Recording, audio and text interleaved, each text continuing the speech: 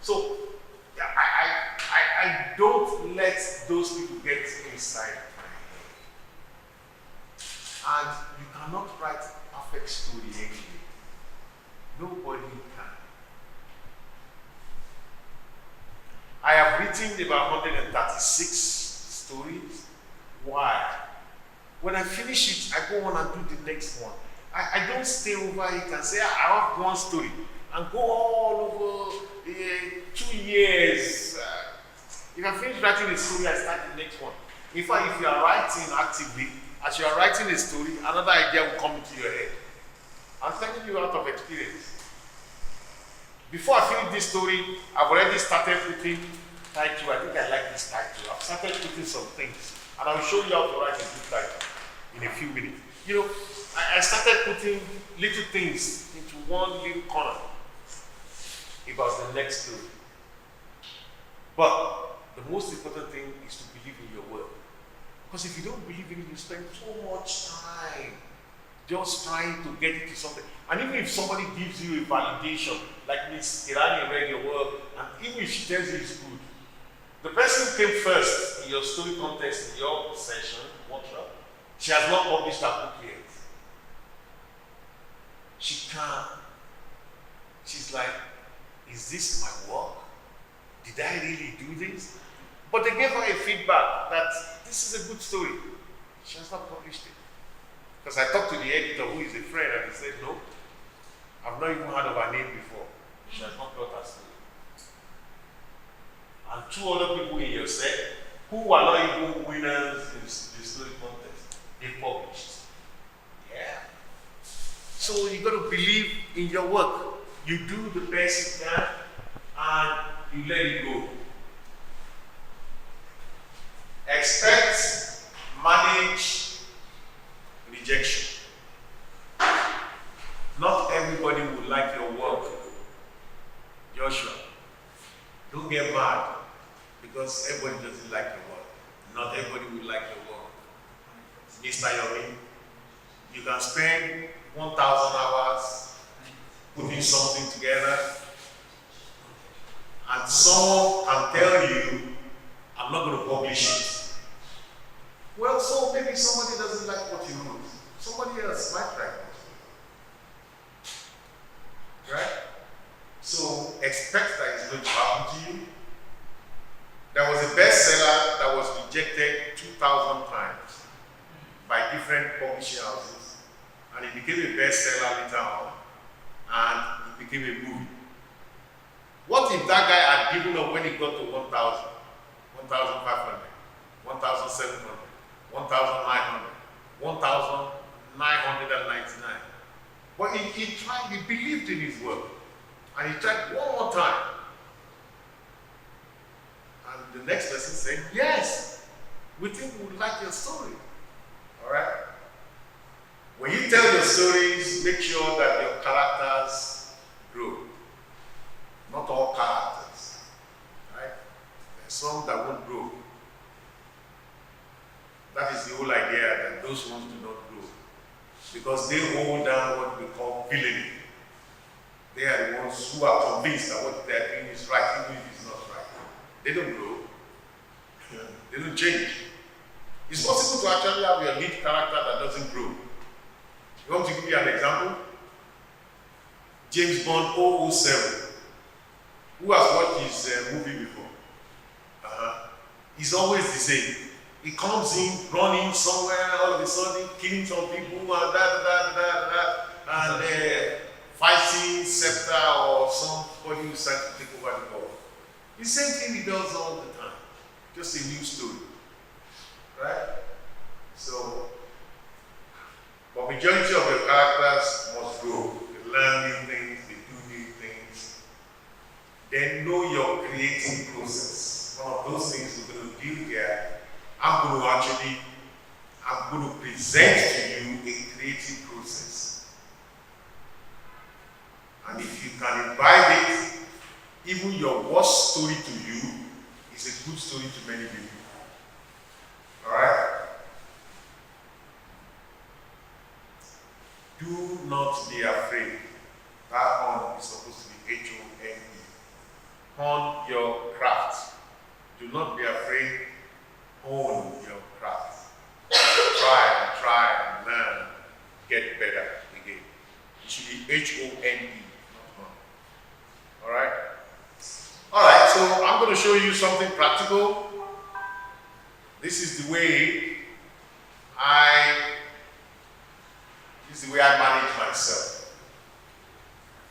So the first task we're going to do in this class is you're going to create something like this.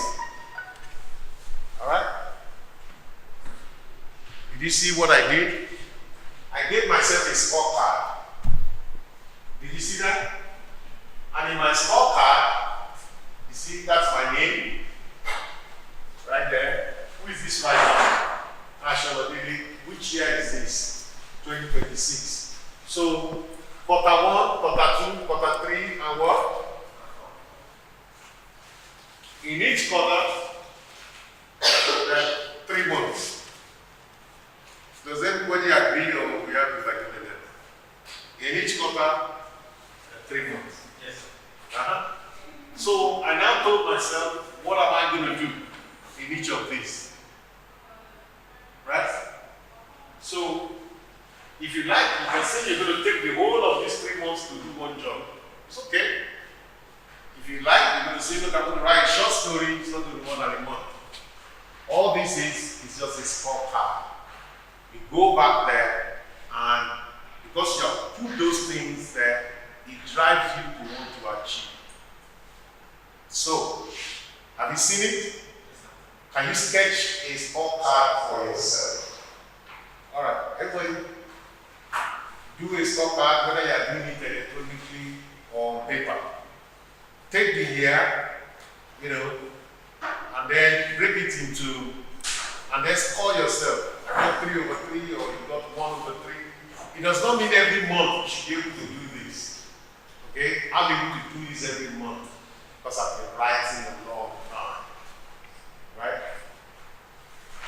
But if you notice, in this month, I've scored 1, in this quarter 3, I've scored 1 over 3. But I've already put what I want to try and get there. What it does is it becomes my driver. The scorecard becomes something I'm trying to live up to. Now, nobody's going to come and beat you if you don't complete it. Do you get it? It's yours. But because you have put it, you have intention to. Alright? So create your own scorecard.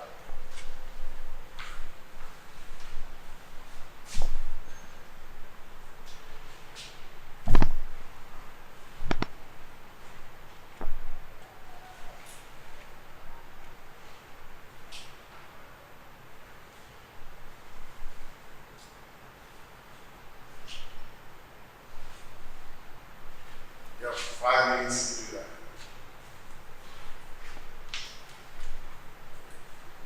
As Ms. Kelani told you earlier on, it's practical.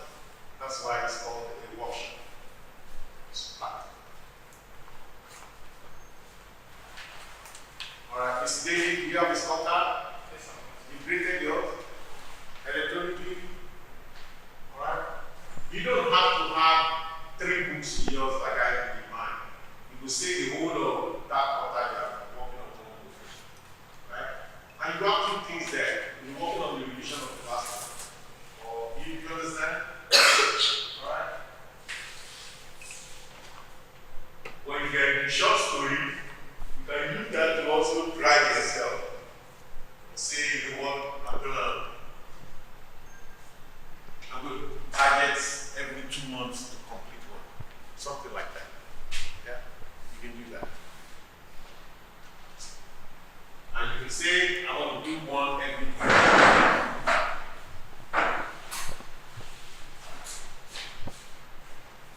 Alright? Anything else?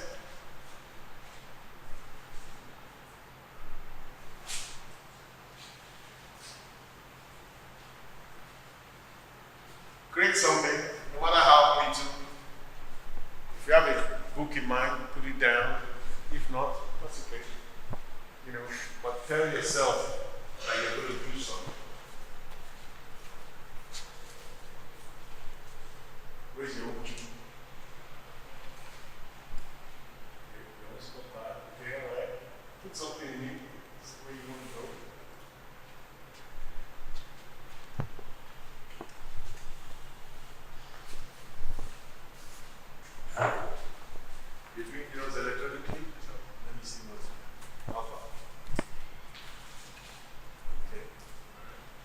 David, you're doing electronic? Yes, sir.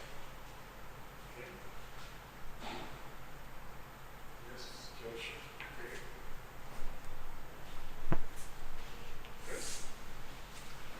Okay. You can perfect it when you get home. Alright? But let's move on. Most people say if you want to be a great writer, write more. But I found out that what actually makes a great writer is to learn to listen to people, live, love yourself, because you can bring personal experiences from that, and find a reason to laugh. Because if something makes you laugh when you write it, it might make me laugh too when I read it. Alright? Not just that. Use your senses.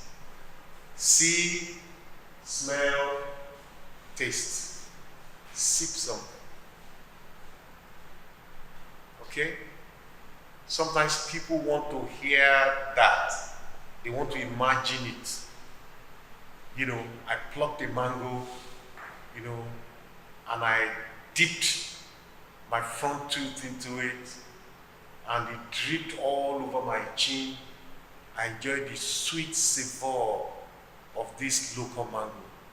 So you're just reading it, and you feel yourself that you are eating the mango with the guy. Right? Sensory.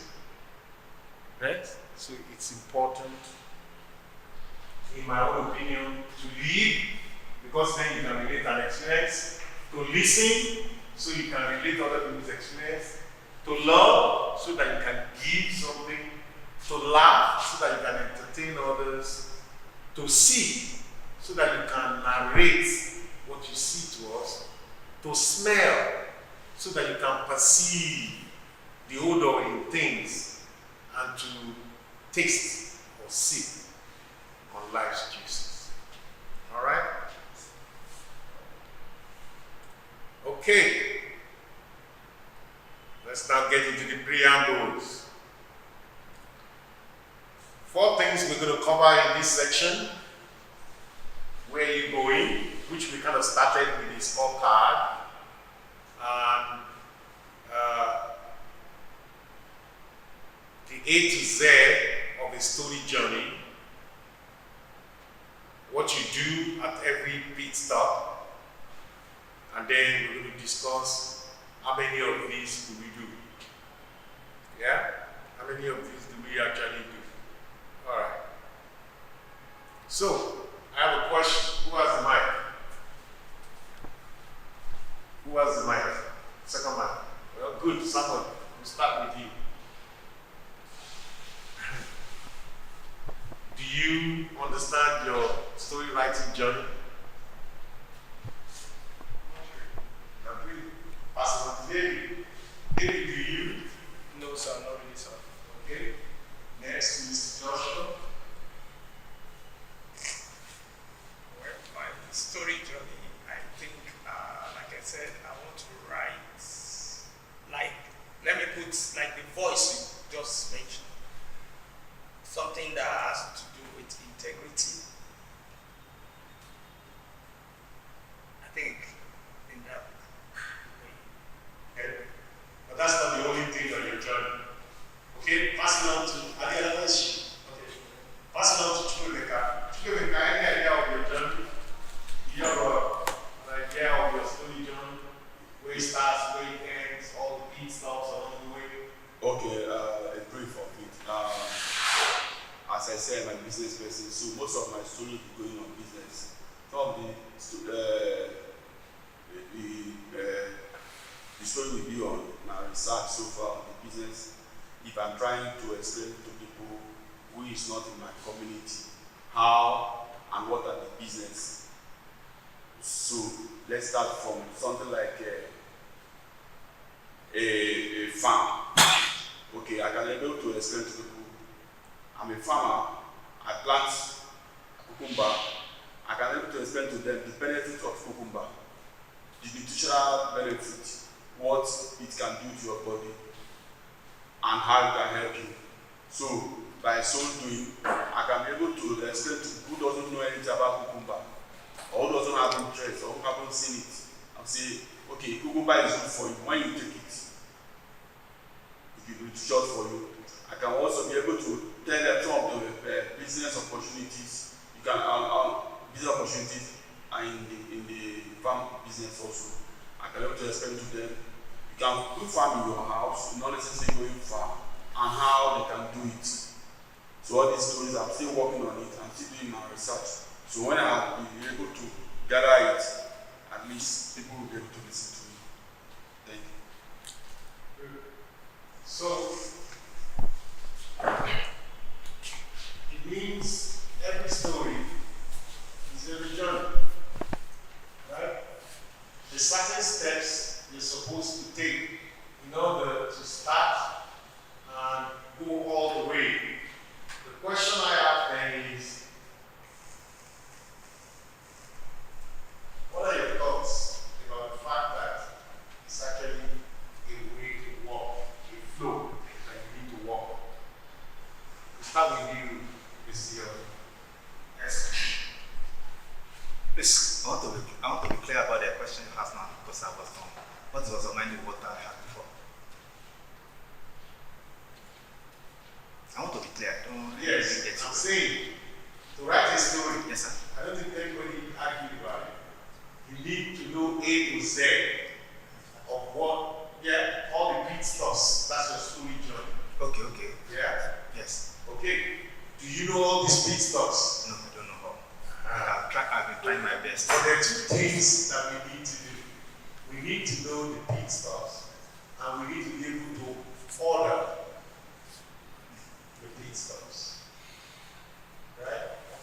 We need to know the pit stops, and we need to be able to put them in a particular order. The order has to satisfy our story. We're the one telling the story. We can put it in each other, in each order we want. So I brought you today. If you don't write anything down, write this down. You don't write anything down at all. If it's a camera that you have, take it, because this is your story journey.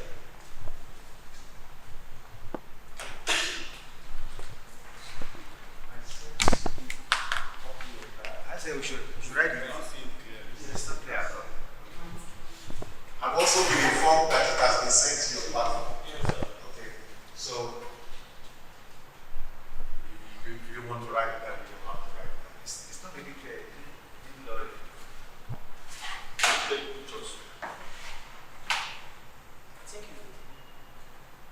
Better? Yes. Yes.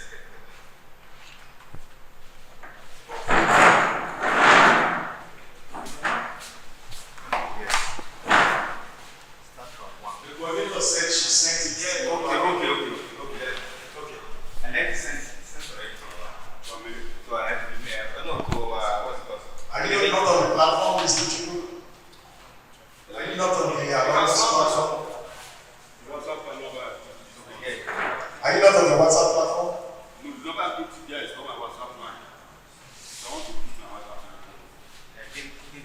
I didn't get that. He said his number is not the WhatsApp. They want to give them their phone number now for the WhatsApp.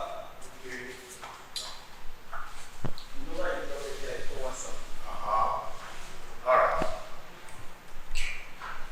Okay. Who has the mic? I need you to read number 1 to us. Number one is idea. Idea, pass the mic on. Number 2 is expanded idea. Very good. 3 is Steve. T. Story T. 4 is Green. Genre. Give it back to me.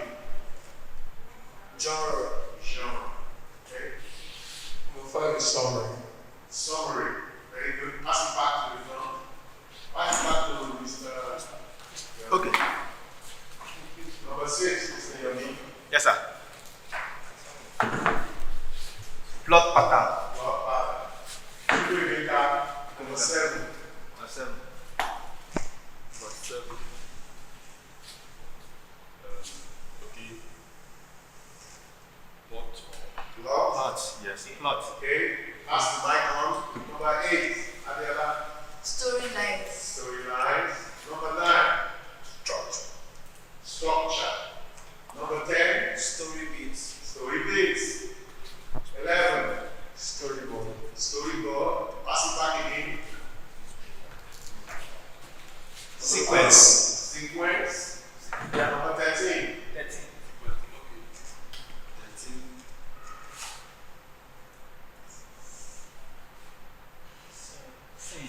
Skin. Skin. Skin. Skin. Not skin. Sins. Not skin. Sins. Skins. Sins. Yeah.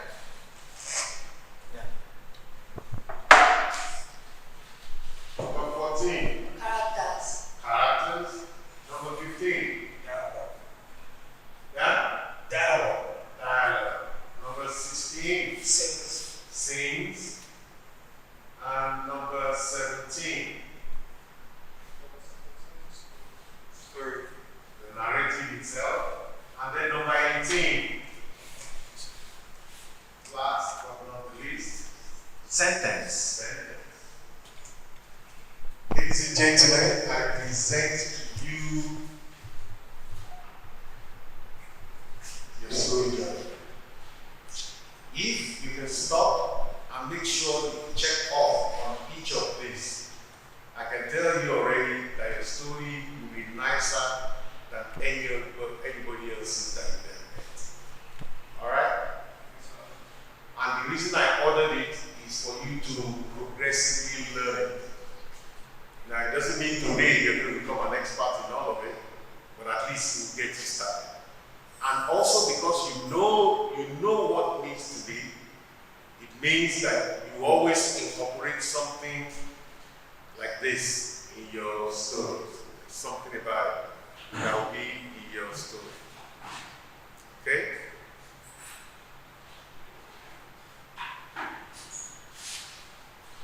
Alright. Well, I know that that's probably a little bit so much. It's a lot to take in there. I'll give you 10 minutes or while break, 10 minutes to use the restroom, come back, sit down, look at the story journey again. What time is it? Miss Ilani, what time? 11:10? 11:26. So they need to be back at what time? 11:36. Right? You don't have to go. You can sit down if you don't want to go for the 10-minute break. You can sit down. You can ask questions. You can, go over it there. Just feel free.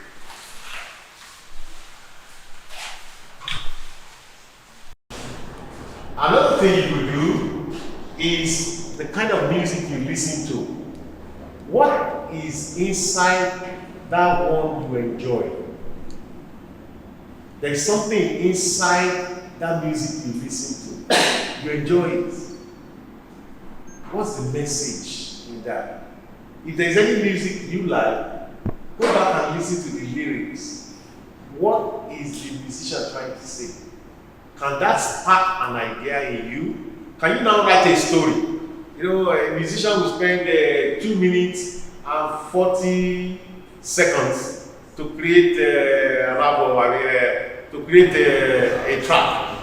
But what if you can actually take the message there and write 200 words, 200 pages, explaining before, now, and future, right? Or sometimes you can go to Google and just say, tell me about divorces, right? And while you're reading about divorce, you can come up with an idea. Whatever it is that you research, it could be from the news. Sometimes you're watching the news, and then they just say, earthquake, or Richter scale 5 point something, reached through California this morning. or Japan, many are left homeless. That could be something that you want to write. What would happen to an island like Japan, right? Where, so you cannot create your own fictitious island, and then, you know, you can have an earthquake, you wrap it up, to ratchet it up to like 8.5 and split the island into two, whatever it is, it's an idea, right? Well, you got that from listening to the news, right? They talked about implement where. That's the first one. The other is to simply ask a question about a subject.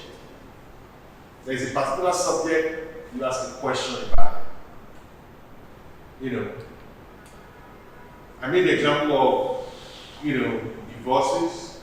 You say, what is the current rate of divorce in this country?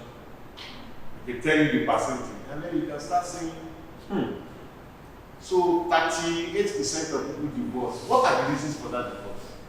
What if I write a story of a man and a woman trying to divorce, blah, blah, blah, blah, blah, but they still love each other? Yeah. You know, you got something there.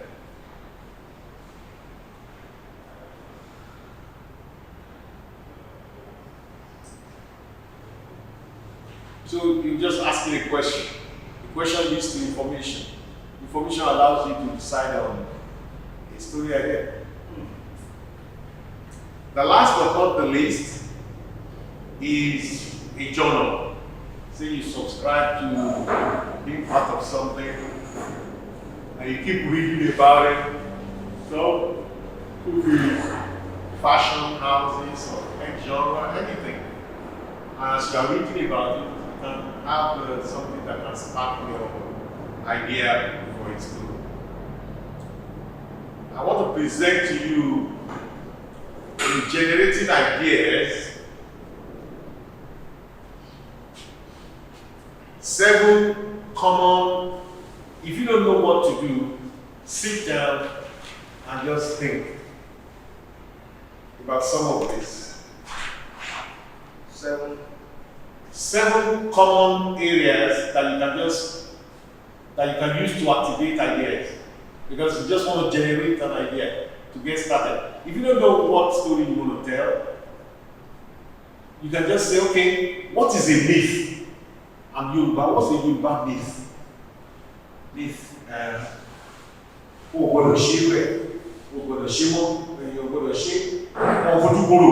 Yes, that's an example.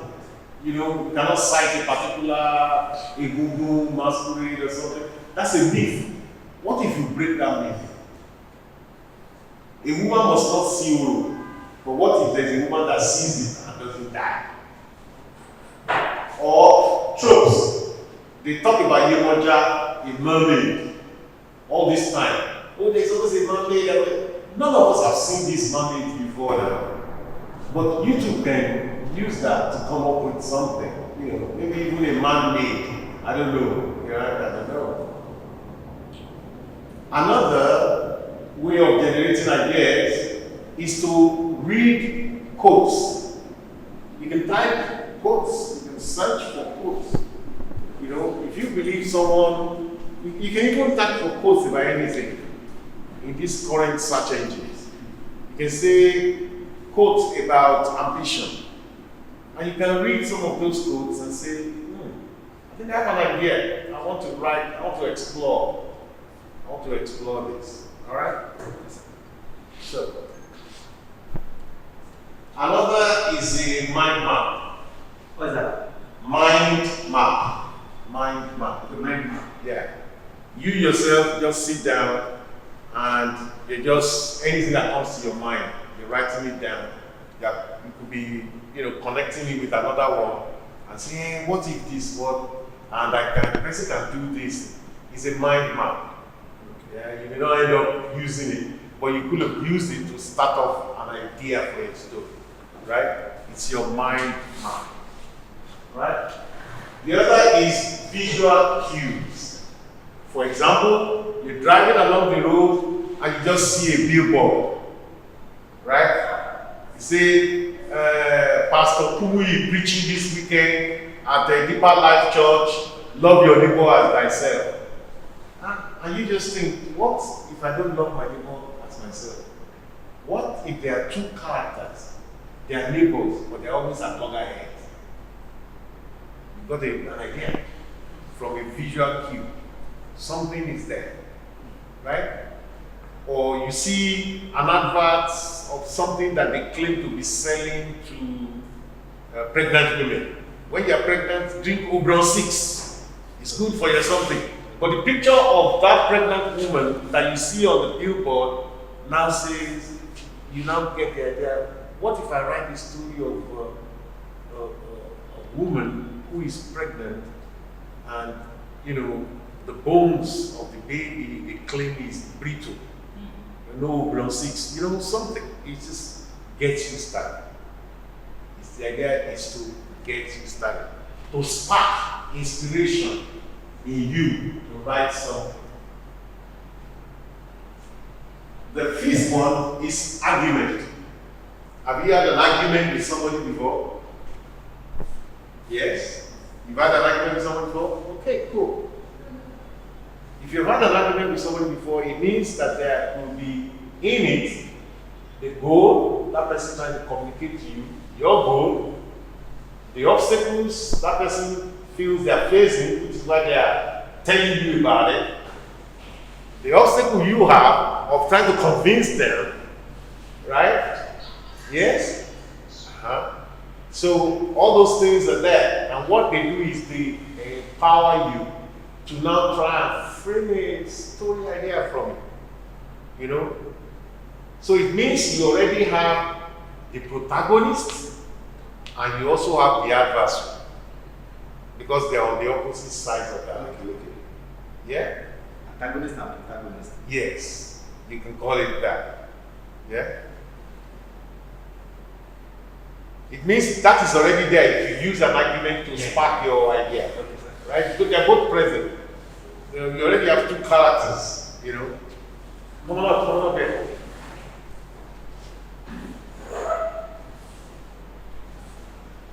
Number 6 will be blind connects.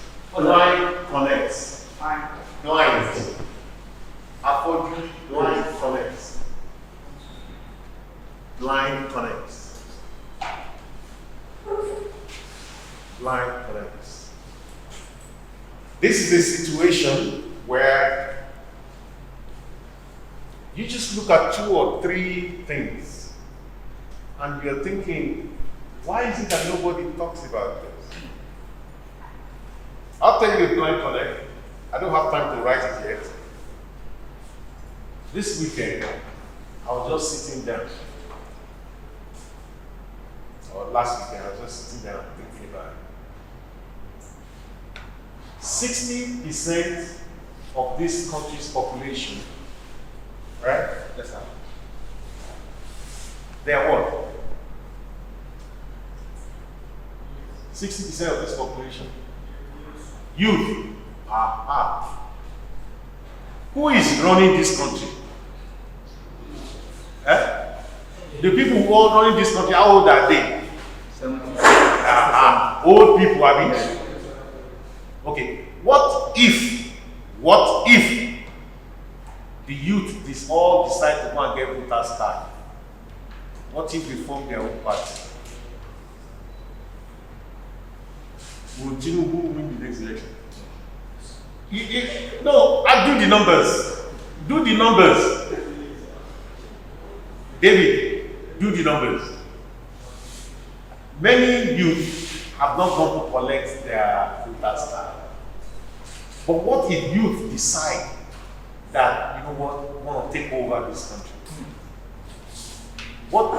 It's a blind connect. They have not connected the dots. They are all thinking you must be 70 years old to be president. But no, you can be 29. You can be 25 and be a commissioner. But it seems that there is this blind thing that you must be old and a thief to be a politician. You don't have to be. So that's a blind connect. So imagine you now choose to write a story that one young man just woke up one day and he brought those dots together. So why are we using? Why are we waiting for a handout? Why are they calling us unemployed? Why don't we employ ourselves? We can be you can be the commissioners, you can be the House of Rep, you can everywhere. We want to vote en masse for only youth. Not one of them will be in power. The people currently running this country, not one single one of them will be in power. Do you get it? It's a blind connect. And it becomes a story. So you can look at any scenario, and I put together 6 spheres that I will share with you, where you can just think, what are the blind connects here? Just find one. And it's already entertaining. Imagine Nigeria's president is a 34-year-old Lapuli telling all old people to go and queue with their cards to collect their food stamp, including Tinubu, just because they took over. Blind connect. So you can look at that in marriages, you can look at that in school system, you can look at that from anywhere. Right? You can look at blind connects. They're present in everywhere. They're present in every sphere of life. They're blind connects. Every stress of life. Every sphere of life. They're blind connects. The last of these 7 of generating ideas is to just take the headlines of papers and stories that you like and start finding a story. Yeah, headlines. And start finding a story that will fit it. An alternative to the one the columnist wrote. Yeah? So the columnist has an idea. Right? So the columnist puts the idea down. That's what the columnist did under that head. And you can look at the idea and say, what's the opposite of this? And you got a story idea. Just like that.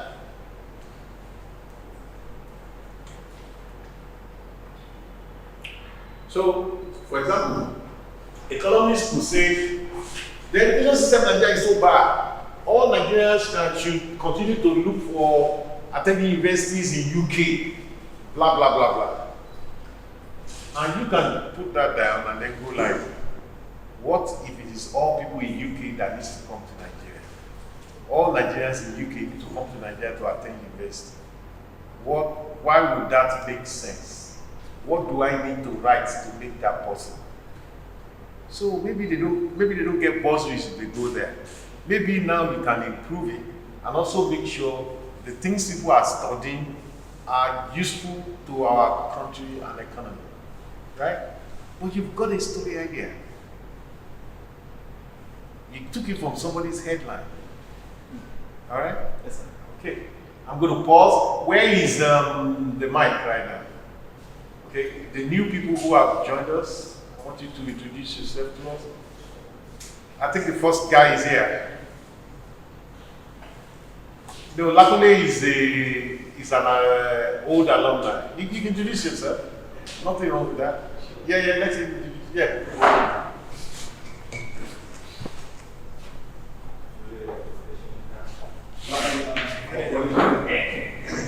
Good everyone. My name is Onadele. I work with Coral and I'm happy to be here. Thank you. Okay. Like I said, he stops by in and out. Yeah. Okay. Don't worry, please sit down. I'm sure the environmental thing makes it easy for you to get here. Alright, go ahead. I'm Christopher Abiodun Akimbawale. Okay. I'm a farmer in Ikorodu, but I love writing and storytelling. I saw the advert and I said I will make it today. Brilliant.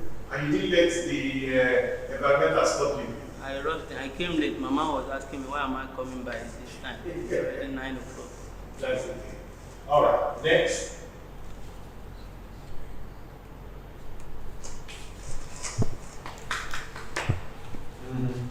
Well, give him a round of applause.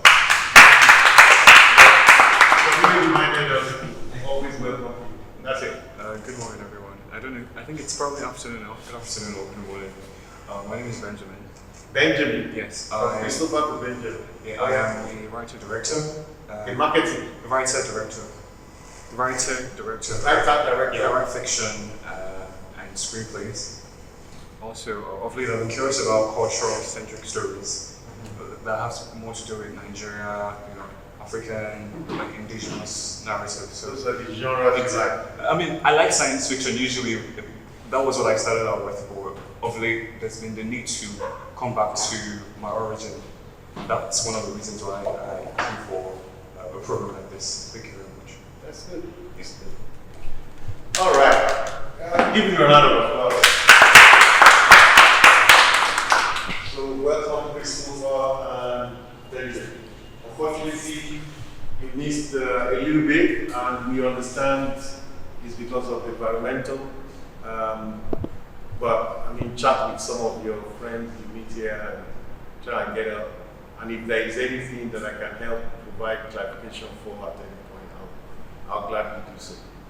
All right. A story idea, we have talked about 7 ways we can generate them. We first talked about what we could use, right? We started with the music, the cuttings, the Google, they are all tools we could use. But we went back to ways of generating ideas, right? We talked about myths, we talked about, mind maps, we talked about quite a few, 7 things, right?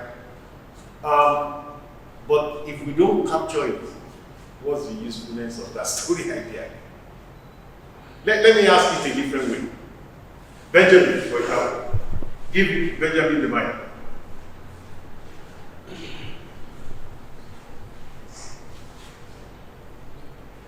Have you ever had a story idea? You forgot to write it down. And later on, you were cracking your head to get back to it. Yeah, it happens a lot. It happens a lot. So, what does that tell us? Joshua, what does that pass? Joshua, what does that tell us?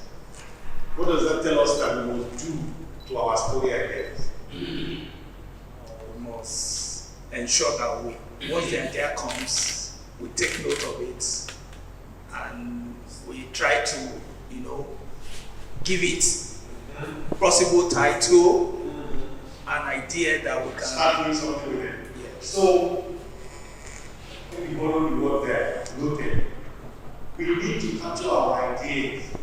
Even if we are not going to do something about it that minute, please just write the one line, the title, anything that comes into your head at that time. Oh, this is a myth. I want to bring this myth. Just put it down somewhere, scribble it somewhere. Why not? You can get back to it later on.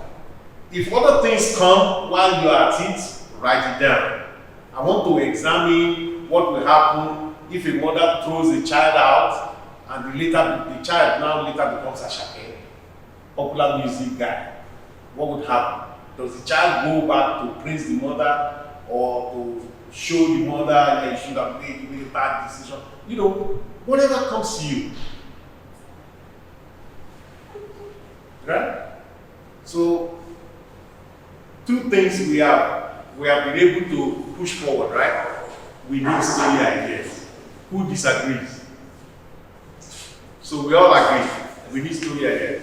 The second thing is, we need to capture these story ideas. No matter how rudimentary. Christopher, when I say capture the story idea, what does it mean to you? No, he's in front of you. He's the gentleman in front of you.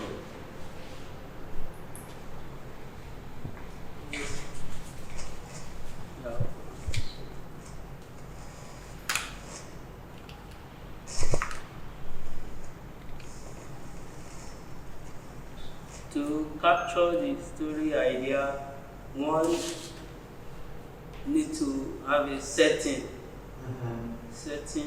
where the story happened. Yes, where it happened. Yeah. The site. And then what happened around that area, what are the images one can put to add to it That is what I Yeah, see. that's a good idea. Now I want to go back to Benjamin. Benjamin said earlier on, I started focusing on our culture, African culture.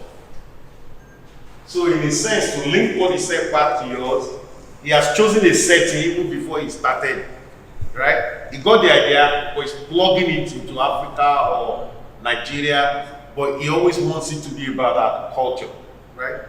Yeah? So, setting, it could be what the goal of that character is, or who they are going to fight against, right? So, two things. We know as writers we need story ideas. Secondly, we know we need to do what to them? Capture them. And as we are capturing them, anything that comes to our mind about the setting, about the goals of the characters, about who they are going to fight in order to get their goals, we should just probably put it down.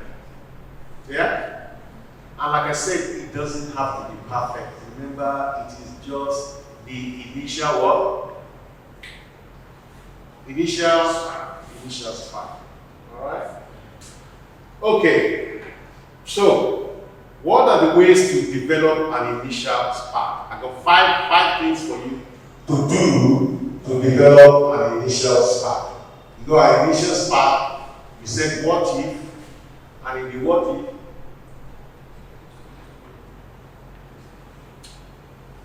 can you do something to it? As you capture it, what are the things you can do to it? This is what I do. Now, it doesn't mean this is what everybody must do. Alright? But this is what I do, and it works for me. I say to myself, I ask, what is going to be so exciting about this, my what if, that people are going to care about to read? Yeah? Sometimes I come up with the idea that it has to be a fight that will happen between the adversary, a fight that will happen between the adversary and the protagonist. Sometimes I put down that there is a prize. There is a prize to be won. The beautiful virgin. Right? I just ask myself, what's going to be exciting about this? Yeah? It could be the overcome of an environmental problem. Alright? I did that in this story. You know, it was an animal kingdom and people had an attack of locusts. Environmental. So, how do they deal with it? Especially if they have a king who doesn't care about it. Like Trump. He doesn't care about the ordinary man. Alright? So, what is exciting about that story that will happen in that story? And because I've asked that one, it's easy for me to also at least say I know one or two characters. I know A who is going to fight for the idea, the exciting thing. I know B who is going to say, no, we are not going to change. We are not going to change, we're just going to do the things we used to do it. The way we used to do things. You see what I'm saying? So the second thing to the idea is, can I identify one or two characters? Not all of the characters. Maybe just one or two, right? At least I know that these people are going to fight for the mountains, right? And then I put down for the two characters, at least that I found, what would be in the way of A and what would be in the way of B. Because they're both trying to get to a goal, I mean, you know, what would be in the A and what would be in B. You can't get there, I can't get there, you know, what's your problem, right? So, then, where is this journey going to take place? What's that? The same as what? You mentioned it before. where is it going to take place? Where is the story journey going to take place? Setting. It makes all the difference, you know. The setting you choose makes all the difference in how you tell that story, or how you turn the idea to the story. Now, let me quickly give you something. If the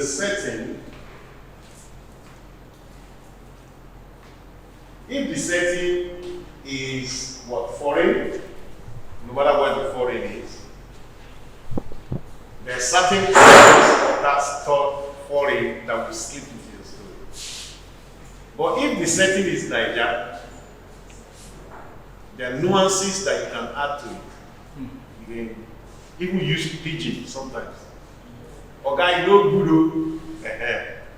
Whereas you didn't like the whole book in pidgin, but most of us understand that. That's a nuance to your story. But it's only because the setting is here. But if the setting was so foreign, and you don't put Oga in, somebody will say that doesn't fit. It doesn't fit, that's it. Right? So settings are important. But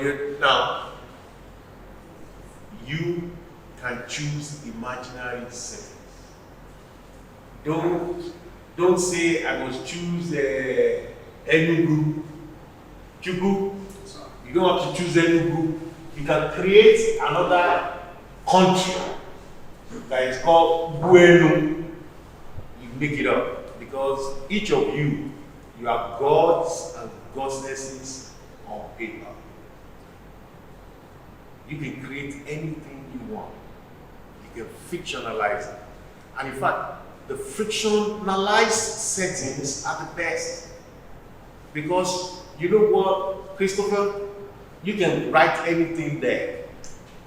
You can say the place is not run by a president, it's run by a king. I mean, you can say anything you want. As long as you tell us, we're following the story. As long as you tell us, you can make it all up. You can say half of it is underwater, the other half of the country is on the mountain. We're just imagining it the way you have imagined it, and we're reading it, and we're soaking in it. We're enjoying the fiction of a setting that you have given us. Right? And we're traveling with you on that journey.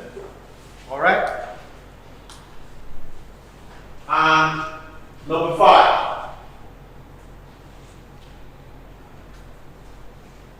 What would or who do you think will find a moment to laugh when they read this story? When you turn the idea into a story, who would laugh?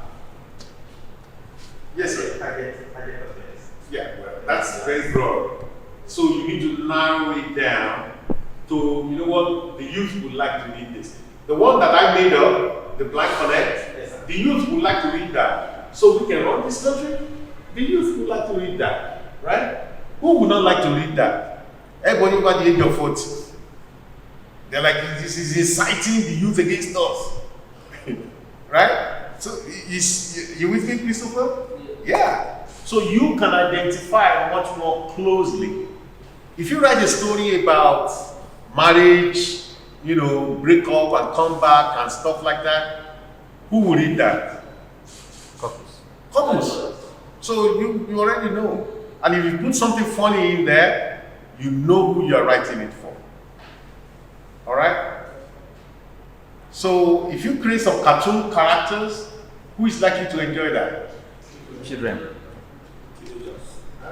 That reminds me, actually I wrote a cartoon book. Yeah. I don't even know whether there is a copy here.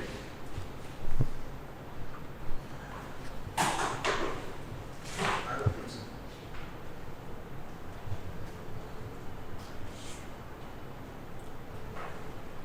Yeah, I'll make sure I bring it tomorrow. Yeah, so you can more precisely know who you are trying to address in developing your story. But I want us to work harder on that, because if you have an idea spark, you capture it, but you don't develop it, do you have a story? No, sir. No. So, but we want you to have a story. And I said, there are 6 spheres. I told you before. I need you to write each of these spheres down. Write each of these spheres down. Create a column. Let them be title of a column. Have a 7th column, which is the first one that doesn't have a title. So create 6 columns or 7 columns. The first one doesn't have a title. The others have each of these titles: humanity, culture, relations, identity, world, and new world.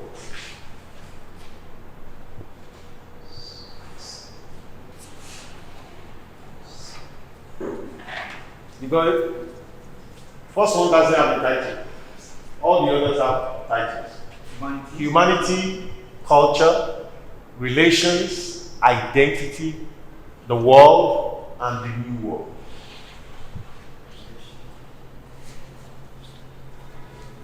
Did you see? Dude. 7 columns. Like this. The first one, don't put the title on it. Then the second one, humanity, culture, relations. You got it?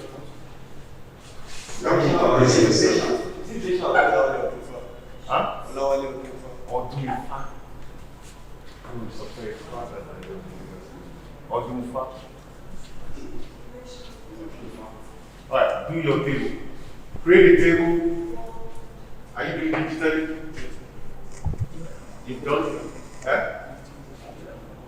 You're waiting for your phone went where? Huh?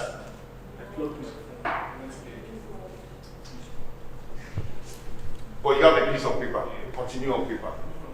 No waiting. Alright, you got yours? You're going the other way? Alright, as long as you're happy. You're tracking with us? Good. Now, on that first column that I told you, don't give a header. Now give it the idea, title it idea. Title it now idea. The other 6 you have humanity, culture, relations, identity, world, and new world. Do I need to explain any of these first to you? Do I need to explain or you have an idea? If you don't tell me, I'll tell you. Okay. So, humanity, anything to do with how you see humans evolve, develop, exchange, right? That is a story about humanity, right? When you do the psychology of kindness, goodness, hatred, is all humanity. Yeah? They are our acts as humans. Okay? Did we get that? Yes, yeah. Okay. I kind of think you guys will have an idea. The next one is our culture.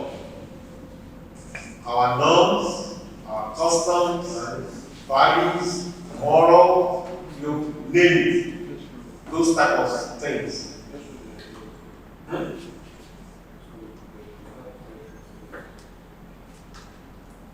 David, I don't want you at any time to be waiting. Always be doing something. Always be doing something. Don't wait.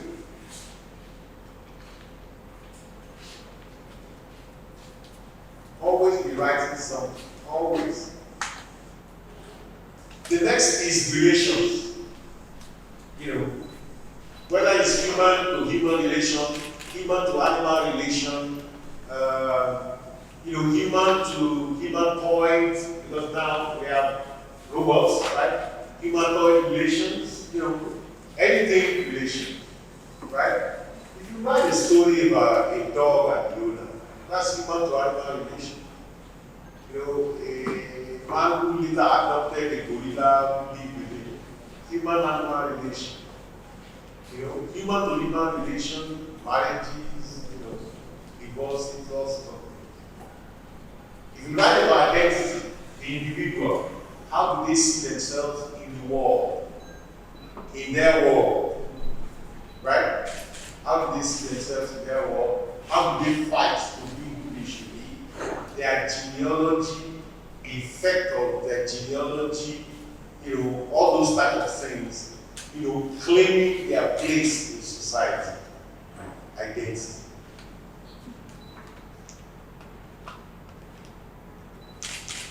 Then, you choose to have ideas about the world order. We talk about the G7. Who do they think they are? What do they want to do? We could be talking about NATO. We could be talking about United Nations. We could be talking about Commonwealth. We could be talking about your country as a war, right? You could be talking about your village. It's a war.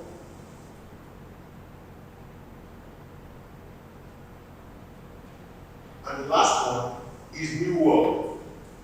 That is somewhere external to whatever you call world. A new world. A new world, a new world order. There are many stories these days about what's taking over the world. They come from aliens, they come from invade, things like that. Yeah. New world. Even looking at these story fairs, you should by now be able to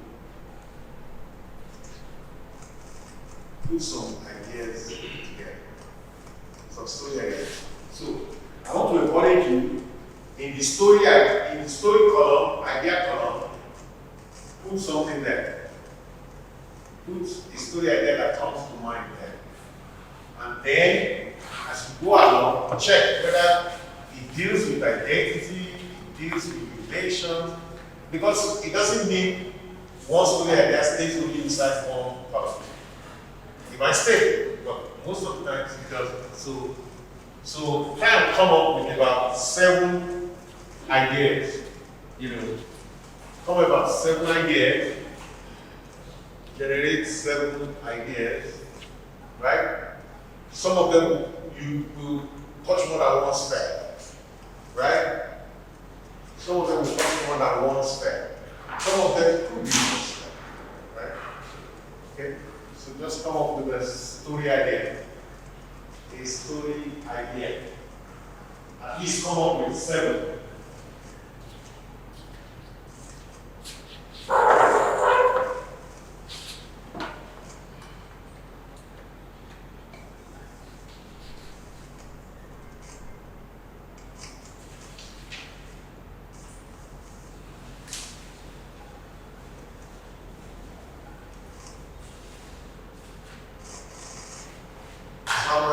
What number are you? 4? Story ideas. Try to come up with 7. If you have more than that, write it. Story idea. Write it there. Because the next thing we're going to do is we're going to shortlist them, we're going to prioritize them. Which ones should you work on right away? And what are the reasons for working on them? Does everybody have something to buy? Well, unfortunately or fortunately, our principle here is that we don't take lunch breaks. That's why you get your food served at your table. Feel free to eat part or whole of it, or choose to take it home. But we want your 9 to 3 to be intensive, so we don't want to keep you longer than that. So we ask you to sacrifice that time. All right? Hope it's not too brutal.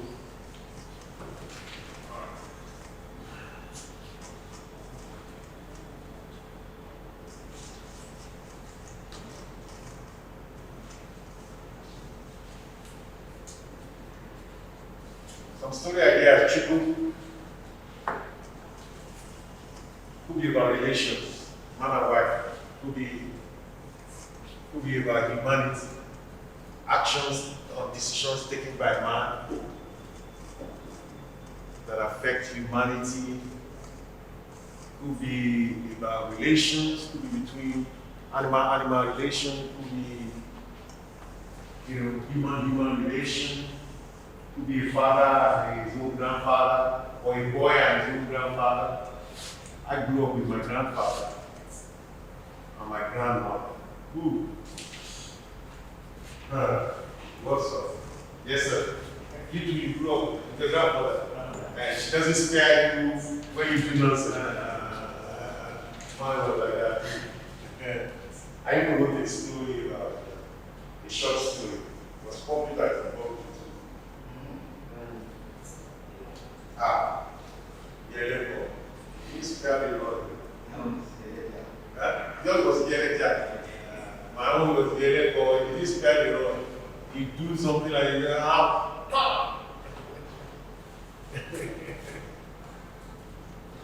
My mom would just be looking, she wouldn't be able to say anything. She just be looking and rolling her eyes, but she can't do anything. I still remember the baths my grandma gave me. Sponge, she would scrub you like this. You have to dip it in your mouth, you have to be quiet again, and then she would start again. My mom would just be sitting down there, hoping that I survive.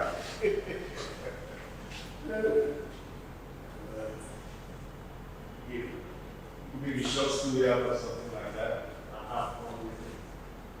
Okay, have we come up with a few? Who has up to 7 story ideas? Thank you, Lakuli. Anybody else? Anybody else with at least 7 story ideas? I'm going to tell you how to organize it and prioritize it very quickly. But I want to know, how many do you have, please?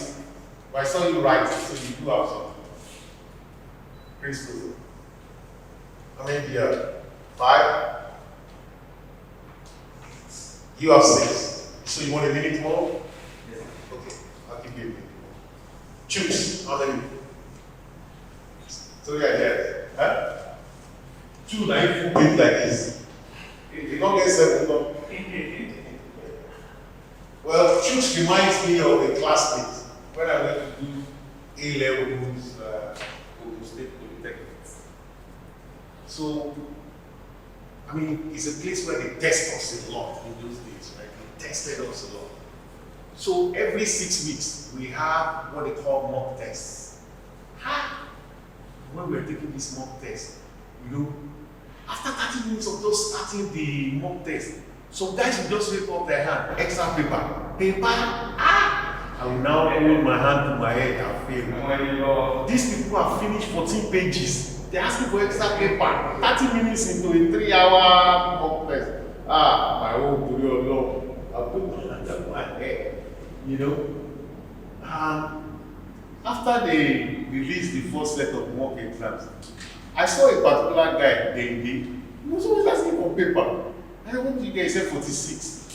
Me that wasn't asking for paper, I didn't even finish that 14 page I still got 67. What did you put in the paper? So, don't let it bother you that some people write big handwriting. You got 7? Yes. How about you? Benjamin, the beloved child. What you got? How many? I'm taking my time, so I have just 1 or 2. Storylines? Story ideas? Doesn't have to be perfect, It's a what if. Alright, let me tell you how we are going to need to prioritize it. Second number. Huh? This second number. Only the other is 7. So, we need to shortlist the idea. Now, it doesn't mean this idea you have put down is thrown away forever. It just means after you finish writing one, you will go back and pick another one. Right? Choose. We're going to try and prioritize the idea. Which one do we want to pick and work with? Right? So, my suggestions, what interests you right now? Which of these interests you right now? If you think about the ones you've written down. Which one interests you to write about right now? Circle it, just circle it, which one? Or put a box around it. Which of these 7 topics I picked, or without putting title, which of these interests you to write about right now? Which one interests you? You finish your food, you take one cup, you walk up. As a being Christopher, which of these that you have put down interests you to work on right now? There could be one and one that interests you, just put boxes around them.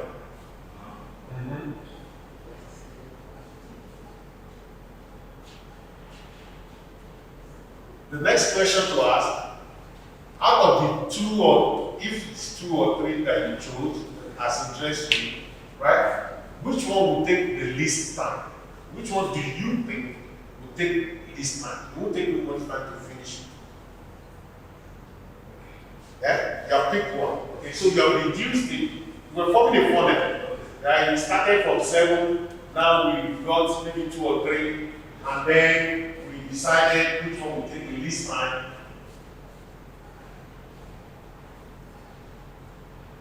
So let's say the next question to ask is, what would be interesting? You. So maybe you left one, but then you say, but that one is the one that would be interesting. So I'm asking you to go back and add that one. Because the ones you must pick, you pick with your head. Because it interested you. But the one that will be interesting most to readers, which one will you pick? Okay, so now your funnel may have 2 or 3 still there for you to deal with. If you have written before, which one follows in that genre you have written before?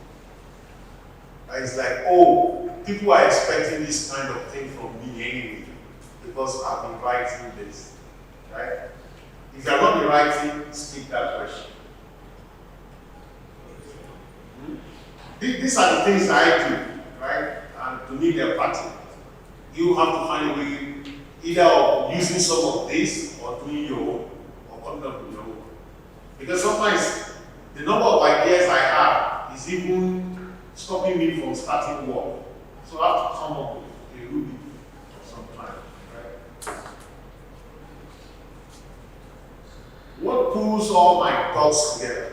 Which one out of these 2 or 3 pulls all my thoughts together? Because I've been thinking of 7 different things.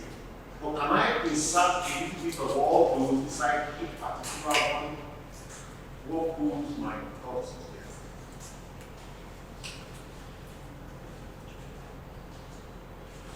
And then finally, if you want to write about what is trending, what is that?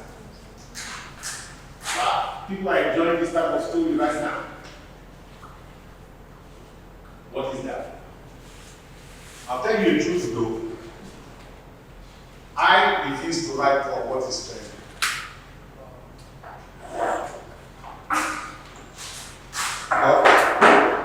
I agree with many people prefer what is trending. Yeah? You know when there was Game of Thrones? Since that Game of Thrones, people started writing dragon story. Huh? Game of Thrones. Around the COVID time. Okay. Did anybody watch Game of Thrones? A little bit? Since it came out, people just started writing, everything about dragon egg and dragons. But me, I'm just rebellious. I won't go in the direction of the trend. But I still suggest for people to go that direction if that's their goal. My primary goal is to write. Whether it's a seller, does not sell, well, the Noble Warrior has sold more than 10,000 copies, but I didn't write it so that I can sell. I wrote it as a tribute to somebody. Alright? And then it sold. That's okay. But that's why I don't do trend. I've not written one book about dragons. but it doesn't mean you can't. If your goal is to make a lot of money, you better follow this trend. Don't follow what Mr. Cash You says. should be part of it, sir. Huh? You should be part of it. Of the trending? No, you should be part of why you are working. I mean, the commercialization and the selling. Yeah. I mean, but different people with different goals. I mean, commercialization is good. Yeah, as long as I can cover my costs, I really don't care. That's me. But if you want your bread and butter to be writing and to be feeding you, you better think about trends. But I'm retired. I'm very bad. But soon I will have a bookshop that will sell my books. So And you still need money to establish such. yeah. Okay. All right. I want to take you to now creating a title. Are we okay so far? Yes, sir. We started with we need a story idea, right? And then we went on to we need to capture that story idea. We identified 5 things we're going to do, what is exciting, all those type of stuff. Who are going to be 2 key players there, what are they going to go for, we talked about that. And then we moved to, okay, let us recognize the spheres from which we could get ideas, right? We generated some ideas, and then we settled into how do we prioritize it, right? So I want to take you to the next thing is how do we get a working title? What is the central idea of what we shortlisted?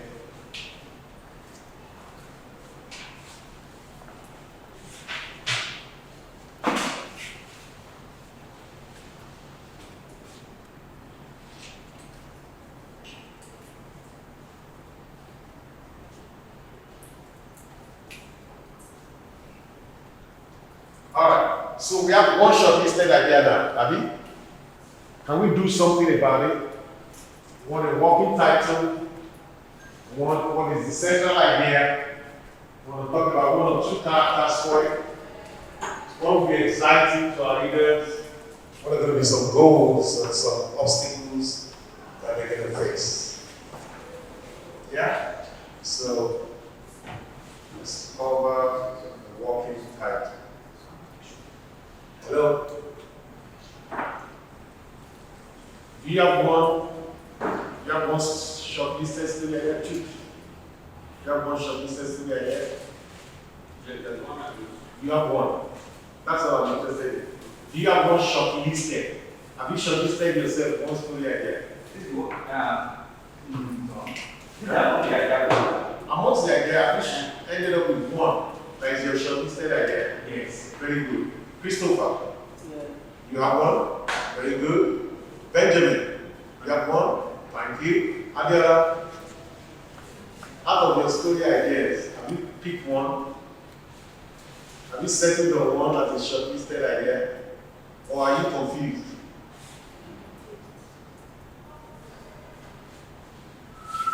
Are you confused? A little bit? Well, you'll be surprised. The person that won the contest last time, 50-year-old person, won the contest. So, okay, so we said you have a few story ideas, right?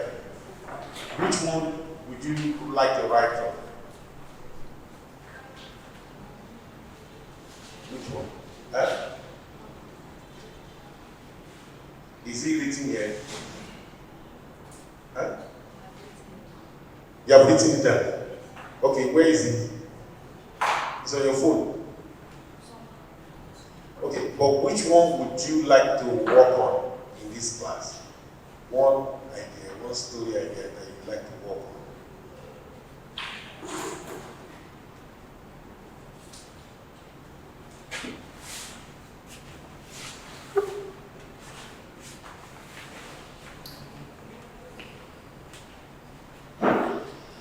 Alright, I'll put that to you, right?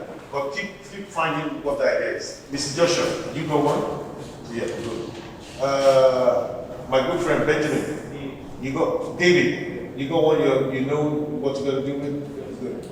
Yeah? Someone? You got it? Yes? You got it? Okay. Or too far? Yeah. You got one? So, almost all of us, except Adiola, have you settled now? You've chosen one. Alright. Which one is that?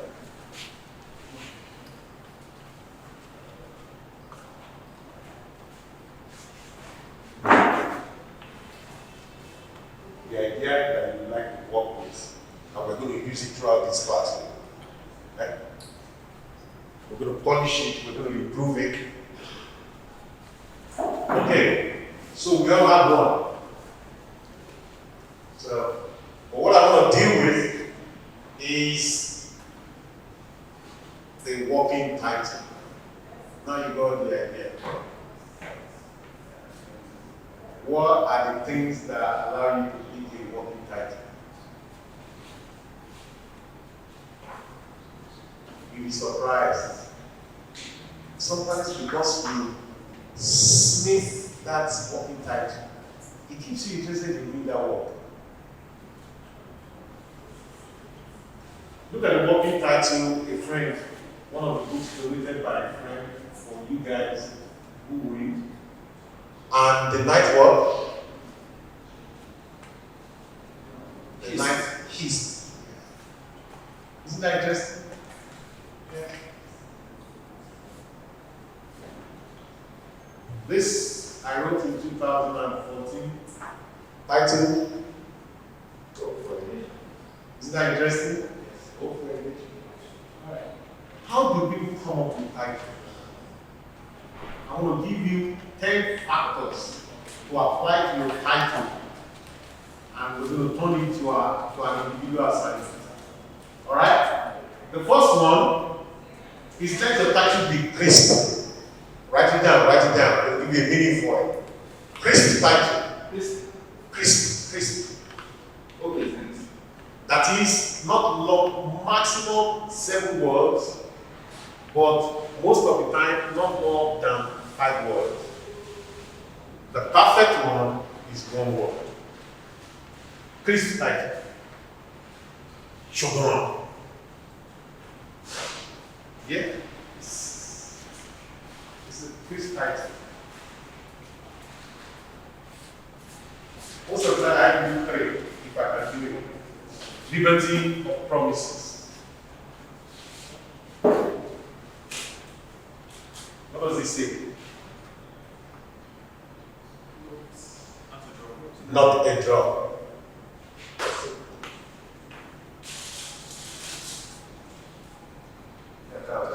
Center of deception. You see, not alone. By the time you are writing 7, you are no longer in principle, but you can get away with it. So your title needs to be crisp. It needs to be relevant. You cannot just write a title that has nothing to do with the story idea, right? So it needs to be relevant, all right? And then it needs to be intriguing. That is, we are wondering, what is this about? It's like, wow, this is catchy. What is this going to be about? And then it could be metaphoric, right? Not a drop. It's a metaphor. Because the whole idea I'm talking about is just dealing with low cost, water, no water in the area, and all this type of stuff. So if you have a drop of water, so it's metaphoric, right? It's a metaphor. It's something that represents something else. Yeah? You guys did a little bit of literature, devices, it's a metaphor, right? She's my beautiful sun. She's my moon. We know the girl is not a moon, right? But she's a metaphor. Okay? And then evocative. Number 5, evocative. It needs to connect with the feeling inside the reader. It evokes something. Yeah? It activates something inside the reader. That's a lot if you can get it. And then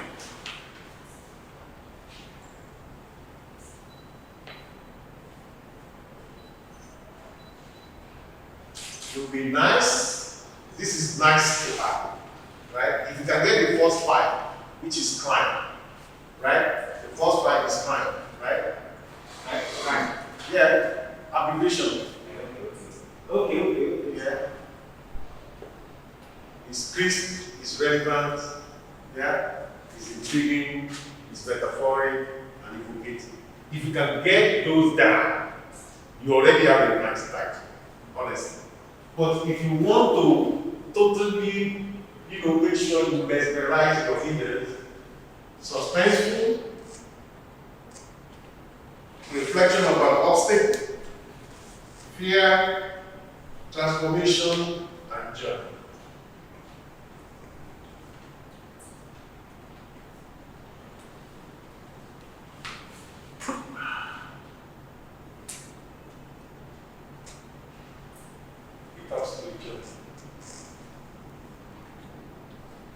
Okay.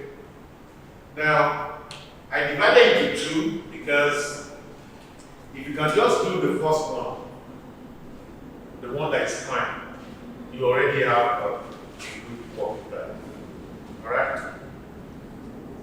But if you are one of those people who like to make sure it's like that, that's why I give you the second card. Alright? So now, we have one shortlisted idea. Let's create a title for it that has at least crime.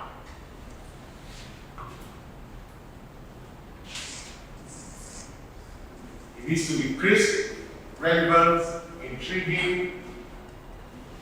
Do it on a sheet of paper. I'm going to have somebody mark it.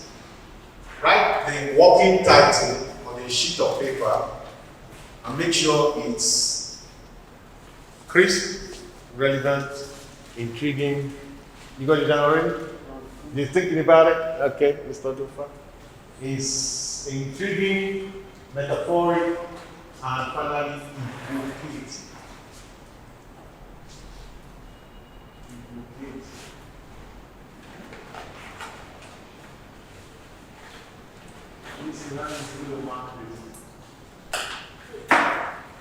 So write it on a separate sheet of paper, put your name on top of it, write out your title, put your name on top of it.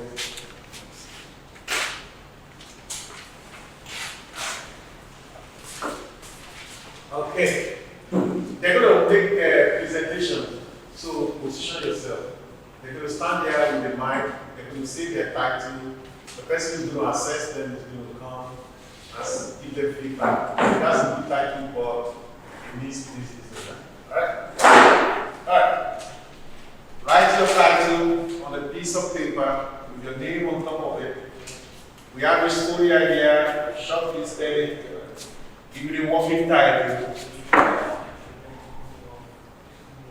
It needs to be 5 things at the very least. It needs to be crisp, relevant, intriguing, metaphoric, and finally evocative. It should evoke something in us. A feeling of sympathy, hatred, whatever. It should evoke something in us. Right? With metaphoric, it will be one thing but represent many things. Right? It will be intriguing. Yeah, this is the title. Yeah, the one that you want to focus on. And you should be able to tell us why.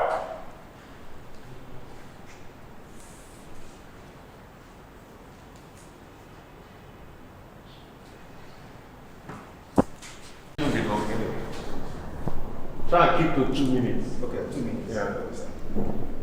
Introduce yourself first, your name first.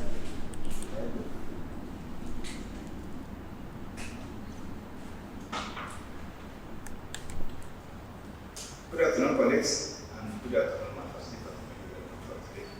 The title of my My name is. Nagada Abayo Onadele. Nagada is my surname. Onadele is my name. So the title given to my story is A Glory Journey. A Glory Journey. Glory Journey. G-O-R-Y. Yeah. Journey. Okay. And the story is all about the journey being taken to abroad by a couple. And eventually something happened and the marriage collapsed. Thereby the man was asked to come back. That's the summary of my. And that's why I said that it's very important, it's related to this story, but calling me that something like bloodshed, that you are in danger, so that you went to the journey and what happened later. That's many people are facing this at the time around when they will travel there and the marriage will be broken. Thank you very much. Okay, how have you? Yes. One, it is metaphorical in nature. You can see a glory journey. Okay. Number two, is evocative to the judges. What does it mean by glory? What's the meaning of glory? What does it mean by glory journey? All right. Thank you very much. Pick the next person. That'll be good. You pick the next person. Hi, by myself. You pick the next person, and the next person will pick the next person. Just pick anyone you like.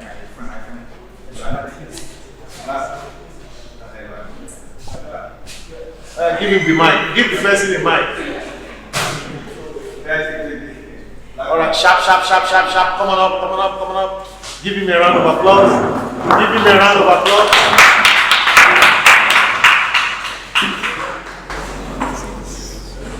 I should. It's okay, you can leave that one.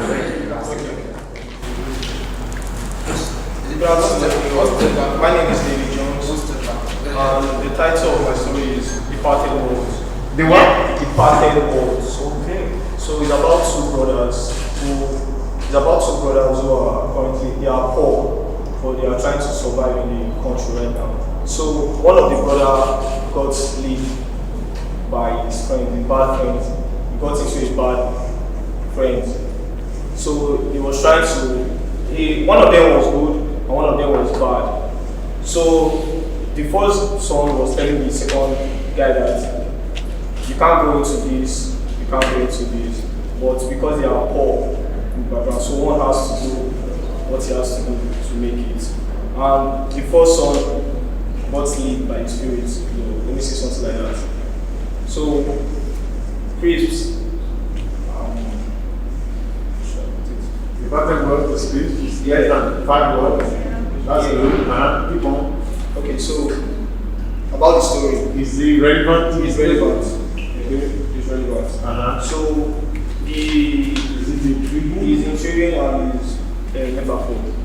Okay. So, yes. But it's not intriguing. No, it's not. Thank you. You see, so pick the next person by giving them the mic. And you cannot turn down the mic when you speak to you, please.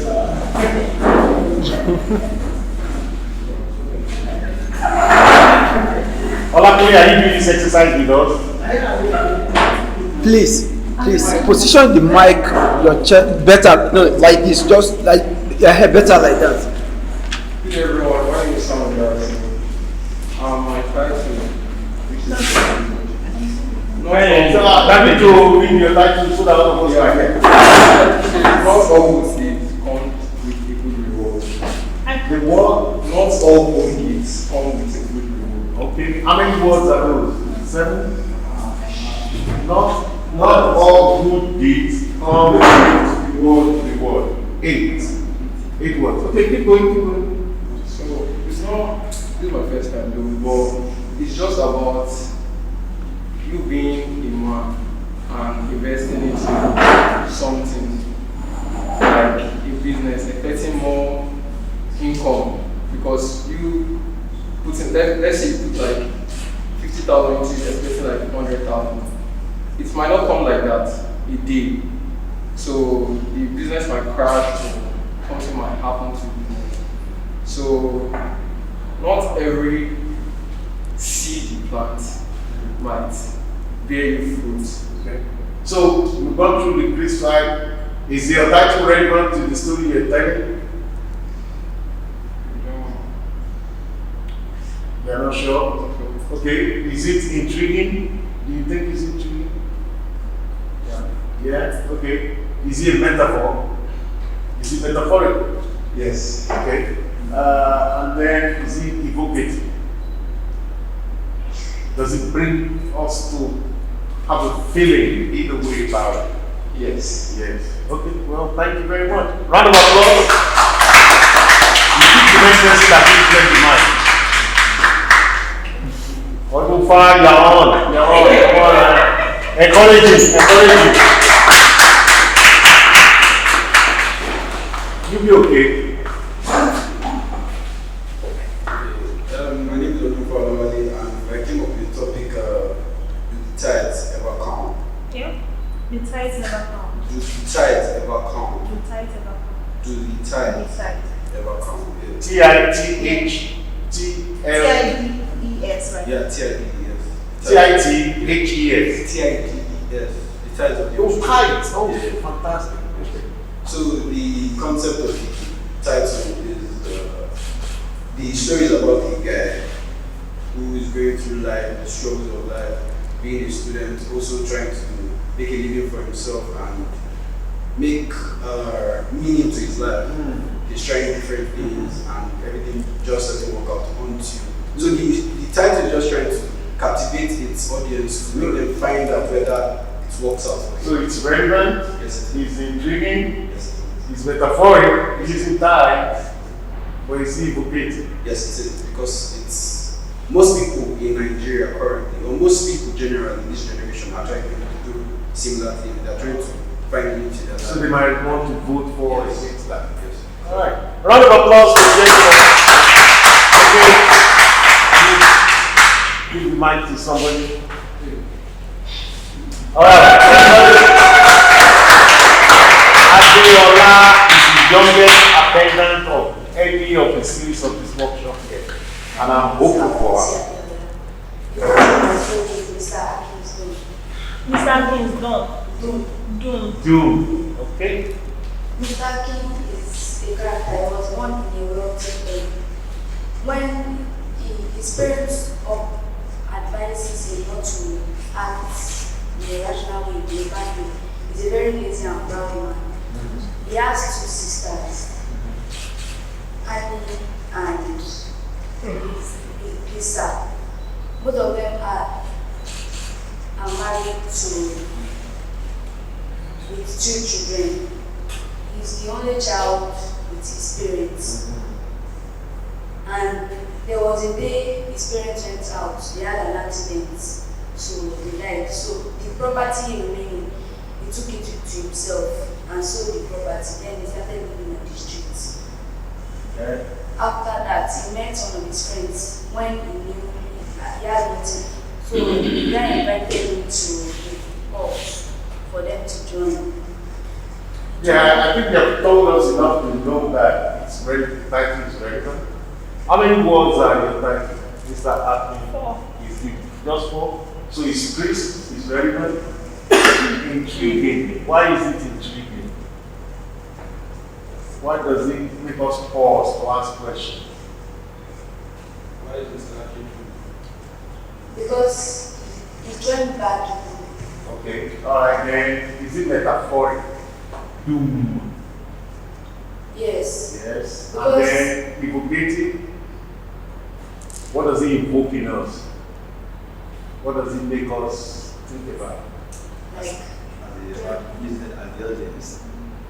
like joining the That's pub is strong, not. amazing, huh? Joining the pub is not. It makes us make a decision about cultism. Yes, so it's not motivating. Thank you very much. Round of applause. Alright, go and give the mic to somebody. Mr. Olakule is at the back. Mr. Olakule at the back. Go and give it to him.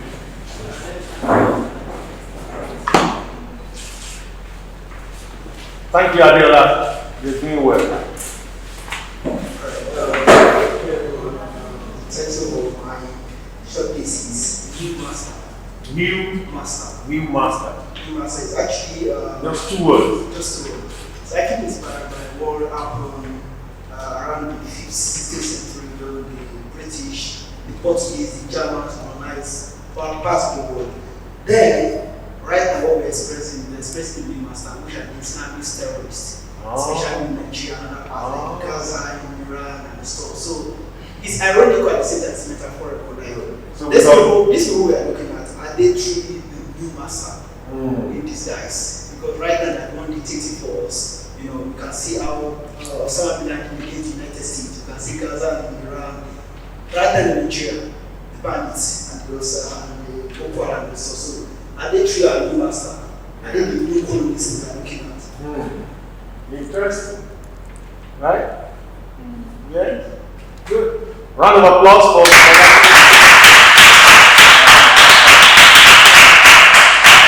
I think there are only 2 people left.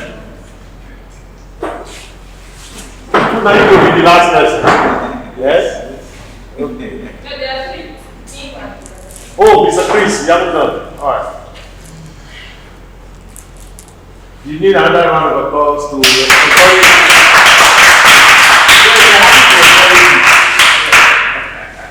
Good afternoon, everyone, once again. My name is Benjamin.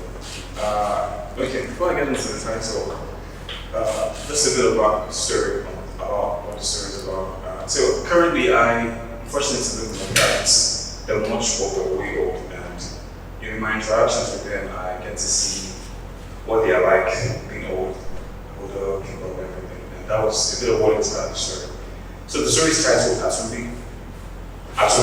Atumbi. Yes, that's the Yoruba word for rebirth. Yeah. And this is simply the story. An aging man must find meaning in a fast-changing world, following the death of his least favorite son.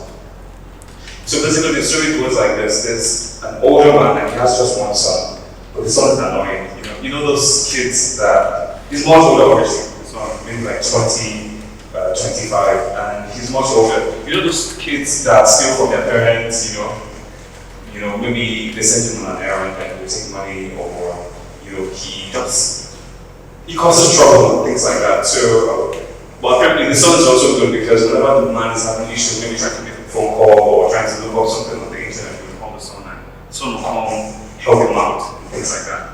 And somehow there's a fight and that takes the boy's life, and now the man is all by himself, reflecting on his life without his son to see him through, put him through the usual things that you would put him through. And now the man is trying to navigate the world without that son, hence the title, Afrobeat.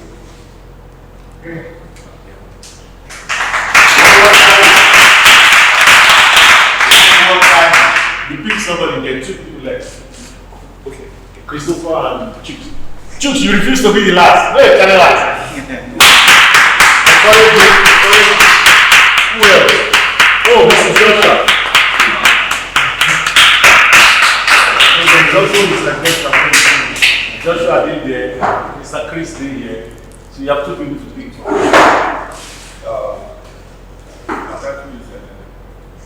Starting from the scratch. Starting from the scratch. Yes. Good. So I want to tell the story about a young man who managed to see himself in the community, and he didn't misuse the opportunity. What he did is he started getting involving himself in anything, involving the community work, involving some of the activities of race within those areas. So people started having interest in asking him what can he do, what are his abilities. So he started saying that he can do this. So before you know, he has already raised the money to start his business. And before you know, he's doing well. Before you know, he has grown. Thank you. Forward, so for real in his spirit. So do you think the title is relevant to the story? Huh? And is it intriguing? What about metaphoric? Is it so? We'll hear from the moderator. And then is he evocative? Yes. Okay. All right, round of applause. Mr. Joshua or Chris? Chris is just evocative.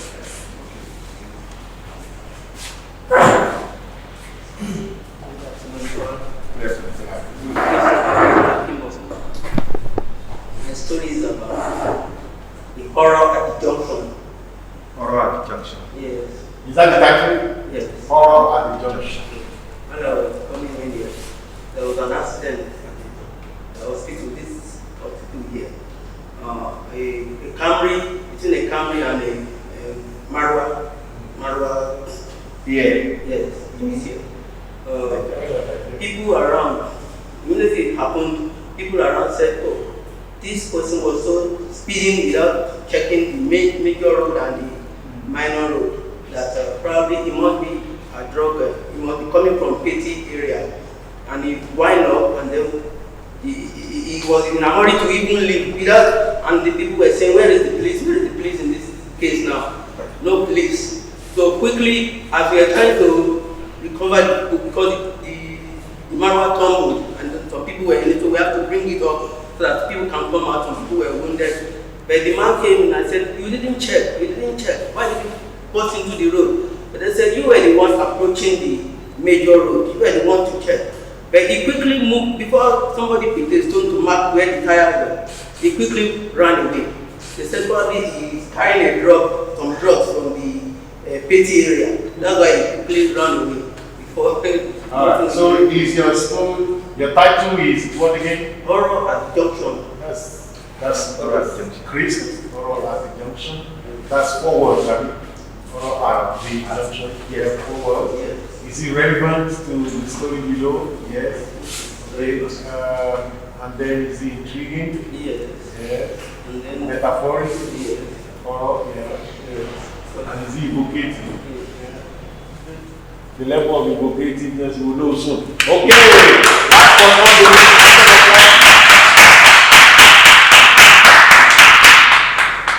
Okay, Joshua, the last but not the least. A piece your shoe now, you share you. Yeah. My name is Joshua Meleke. The title I have here is Emotion of Night Shift. Emotion Of Night Shift. of night. So it's about the first time I connected from Kebbi State. From Kebbi State. Okay, so it's going to be a romance. okay. That's why the word emotion is there. So I was trying to a bit know what our experience like and get talking anyhow. And the team began to expand, and before you know it, we're into each other. So, As young people usually are. Okay. that's all about the story. So I think the story is Chris is relevant. It's definitely metaphoric. What's intriguing? What is it that makes us feel excited? it's about how she survived. How she survived pain. Yeah. Okay. Post relationship, I mean. Yes. Then is it evocative? Do we have our emotions entwined here? Do we want to vote for or against or Also, sure it's not sure? We'll let the moderator decide. All right. Thank you. All right. We need feedback. How many minutes do you need to settle your affairs?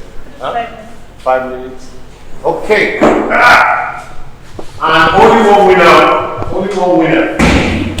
Only one title will win. All right.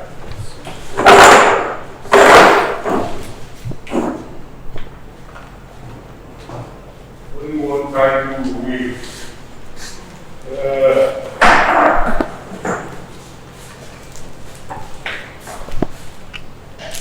At the junction. That's deep. We don't know what type of horror, so we want to find out. Isn't that true? It's crisp. It's intriguing. It's metaphoric because we don't know what horror. I mean, what? You know? Chicks.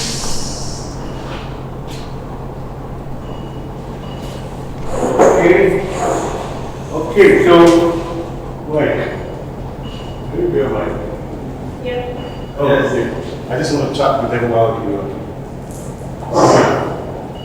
What has been your experience so far with this watch? While we're waiting for the for motivation. You don't understand that. It's just an easy chat. That's an exciting. Good. That's a very good thing. All right. All fun. You have spent 45 minutes, Ali. What have you experienced so far? Well, this workshop, it's been eye-opening and learning new things as you know. All right. Slam it. Don't do slam. I've learned so many things about writing a story, title, really start, and the middle and the ending of the story. Very good. Yeah, I want to say, I just learned something right now. And I didn't know I can come up with some. I didn't know I can come up with some words until now. You don't know you can come up with Some nice ideas. Yeah, until now. Like right now, I'm having a bunch of ideas to keep coming in. Good. Good. Pass it to Mr. Latuli. Alright, okay. To be honest, I'm actually a writer. I'm writing many short stories. I'm also working on novel, but this workshop made me understand that when you talk about writing, it goes beyond just a personal view. Sometimes a workshop needs to talk it up from the aspect of what we just have, the aspect of highlighting the factors, especially the title. You know, I'm kind of a person that I write on the spot. When an idea comes, I want to jot it down, but how to fashion that title into something that will link to the entire story is actually what the workshop is. I'm really glad to be here, to be honest. Oh, fantastic. Give me a round of applause.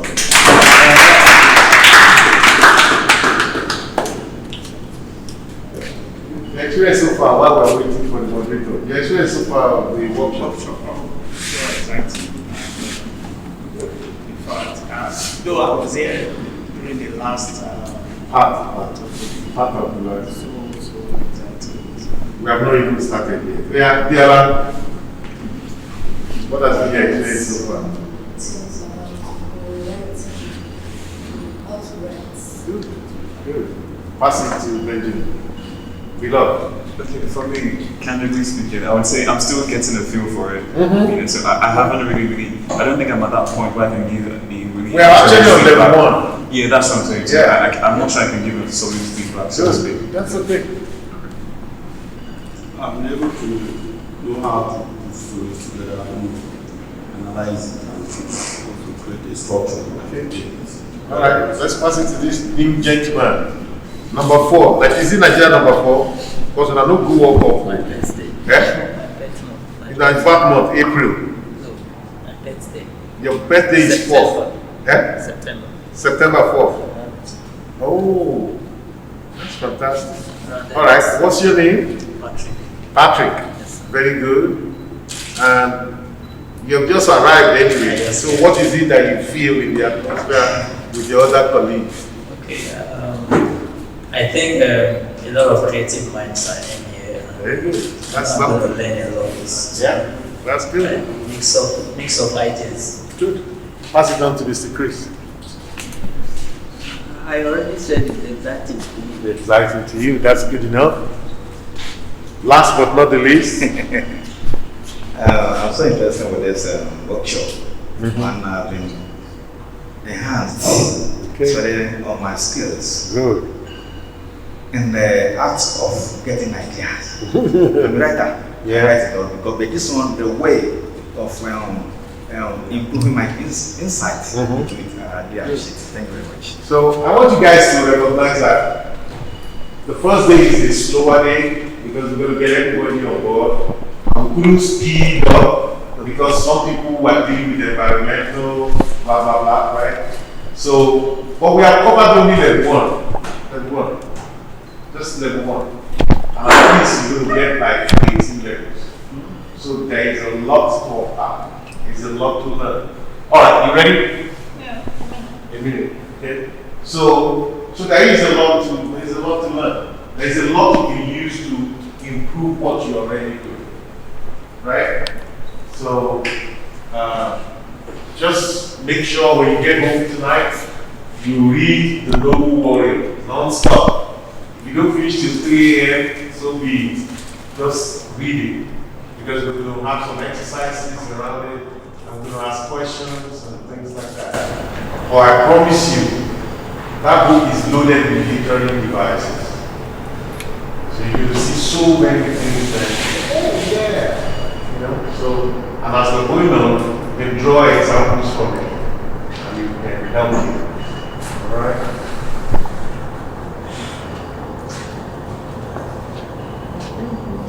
So, who is going to get a book prize for just writing a nice title? That's what we're waiting for. That's what we're waiting for. Who's going to win? And the night kissed. The night kissed. Is that metaphorical? Who agrees or disagrees? I think it's metaphorical. Can night kiss? No. It's metaphorical. It's good. And is it crisp? Yes. How many words? 4 words. We have not read inside it, so we don't know whether it's relevant. But is it intriguing, even just from the titles? So we got metaphorical there, evocative. Yes. We don't know, you know? Oh. Yes. Even with the So at least you know you can write a nice title. Alright? Because you've learned enough to be dangerous. You know, you've learned enough to be dangerous. Yeah. You ready? How many finals do you know? I should just give a brief. Well, if you want to give a one-line commentary on anyone or everyone, it's up to you. But at the end of the day, I want to know the winner so I can present them with you. Okay. So this was a really tough one because the titles are amazing. And you really gave me. Keep yourself a round of applause. Everybody tried. Everybody tried. After bringing all the titles, I had to go back again because I wanted to be sure. And let me tell you something. Everybody won this round, but then there's going to be one winner that stands out. But really, everybody won this round. It shows that we're all listening since the beginning of the workshop. And so what I'm just going to point out a few things. Because, when we're writing our titles, like Mr. Kash taught us, when we're writing our titles, we need to be certain that they match our story ideas. It's not enough to have a captivating title. If you have a captivating title and your story is not giving what that title portrays. It's not relevant. Yeah, it's not. Because your title really needs to, match the energy. The energy must, be equal. The energy of the title has to be equal to your content. Okay. I don't know. I think I've said enough. I've said enough. Okay. Who do you pick? Announce who is the winner. Okay. And the winner is? Yeah. I'll announce the winner and then I'll say why I think you should be the winner. I don't know everybody did a good job. What's it? Why did you? I still why? No, I have to match it with the title the person chose. So I think the winner is Onadele. The title of the story is Good Times Ever Come. Who is Onadele? Onadele. Ah!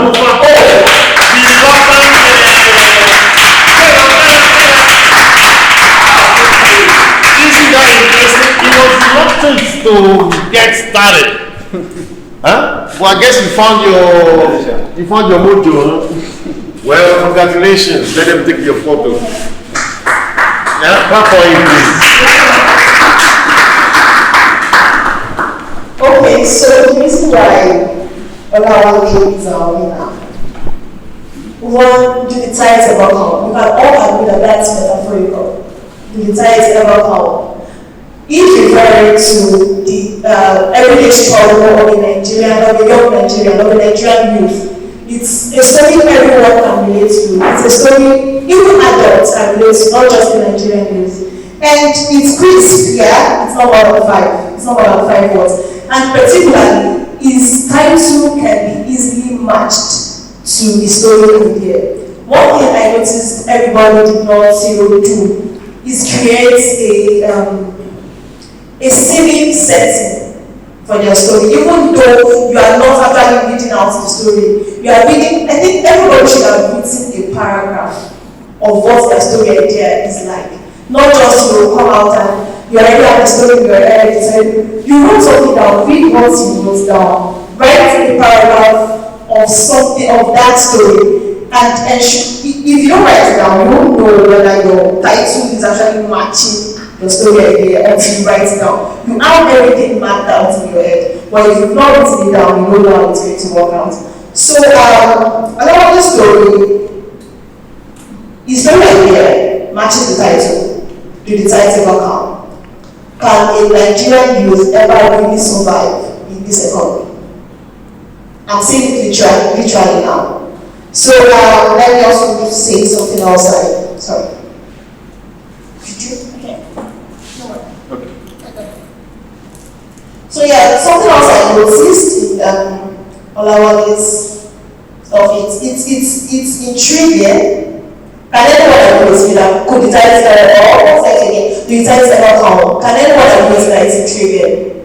Nobody's agreeing with me, but I see that you collect your voice down. Nobody's agreeing with me. So I think, honestly, in all of them, I agree with you. No. Can I get, is it tight or what? Tight. TIDES. T-I-D. Tight operation. Yes. So I just think, like I said, everyone, in fact, left to me, not because Mr. Kai said we want just one winner, we would have had like 5 winners. Honestly. Because the titles are very captivating. If you want to give the awards based on title, but I really think we should work on matching our story ideas to our titles, not just work on our titles alone. For instance, we had a growing journey. The growing journey is very captivating. I love the title, I love the story idea. But then, going into something blood, the journey of the man who traveled abroad is like, how blood was his journey. It doesn't have to be literal. But what are the struggles they went through aside from the divorce? Like, how serious were those struggles? Like, did those struggles maybe affect his job? You know, it could just make it something very challenging. That even if it doesn't have to do with the death of someone, or it doesn't have to do with anything that has to be bloody, we know that these challenges are so specific and, you know, crazy enough for anybody to ever go through. Like, there are things you do not wish on anybody to, you know, go through. So it has to be not just something that is on the surface, it has to be deep enough to connect with your readers. So yeah, I think that's it. Thank you. Thank you.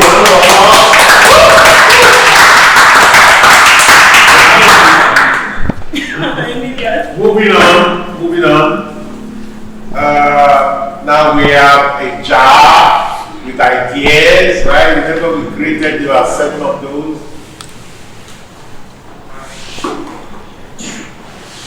Alright. Now what are we going to do with it? We need to expand our story idea. We need to what? We need to expand our story idea. Alright? So we've got an idea, we even gave it a title, and we need to expand our story idea. Okay? So, what are the techniques to expand your story idea? What are the comparable styles? You know, and then let's see what practical things we can do with that in the class. We remember a quick playback of what we said. If you have the story idea and you're trying to just write down a paragraph like Ms. Kilari said, you know, write down what is exciting about it, you know, what does or what do the protagonist and the antagonist want, you know, what will stand in their way, obstacles, and, you know, where is the journey going to take place, the setting, and, you know, we will laugh reading this.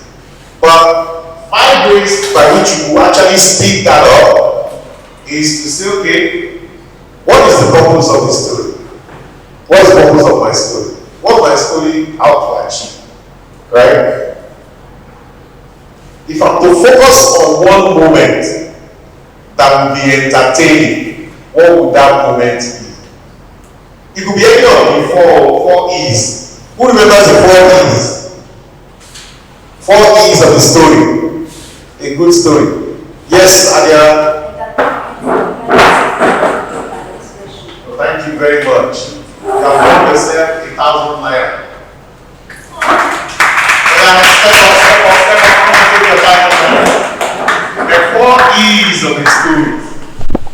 entertainment, enlightenment.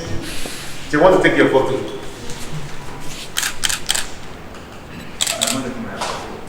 You're not taking your photo now. Oh yeah, come on up. He was the first person to win it. He answered this question. All right, thank you very much. Okay, so if you are to focus on the moment, that moment could be an entertaining moment, it could be a moment of enlightenment, it could be where a certain expression was used, right? Or it could be one that educates us as the audience, right? Or after that, you can say, I want to add a twist. That is something that seems to be going this way, all of a sudden, is going the other way. We thought when we saw Chimo Aliu, he was toasting a woman. We thought that was the woman he was really going to be after. We just saw them together, we thought he was toasting her. He was saying things that were almost romantic, so we thought later we found out that it's the woman's sister that he really wants. He was just going through, to get to their home. That's a twist, right? So we can think of something like that. That's going to happen as we expand our story. Something like that is going to happen.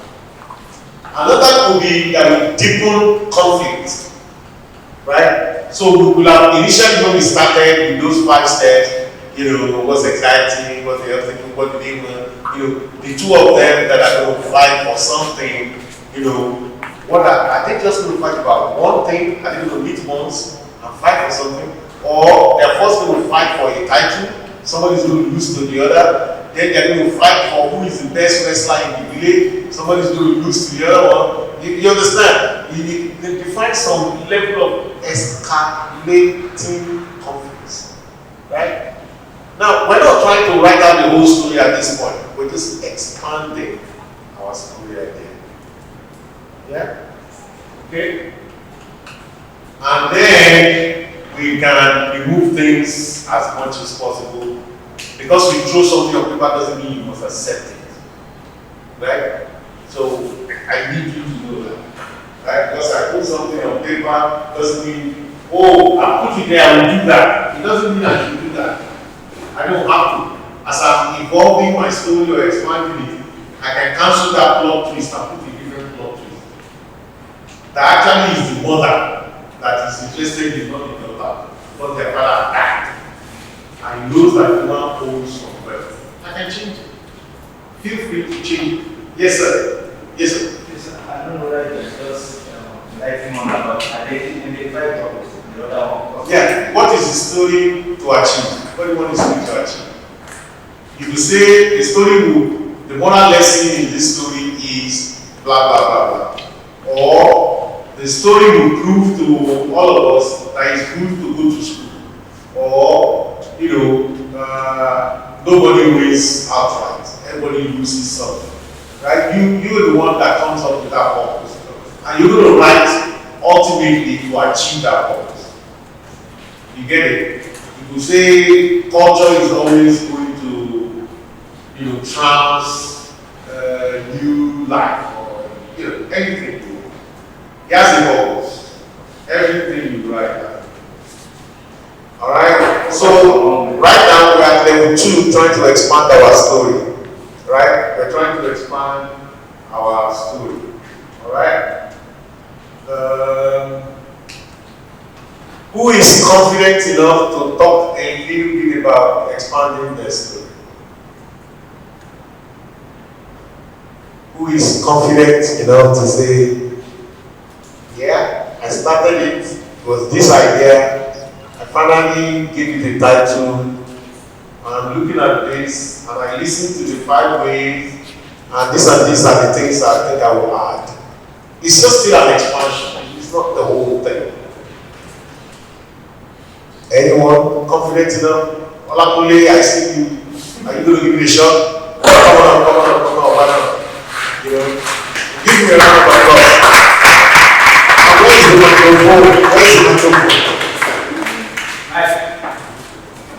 Okay, so you had a story, remind us of the title, and how you're going to speed up and expand and expand it.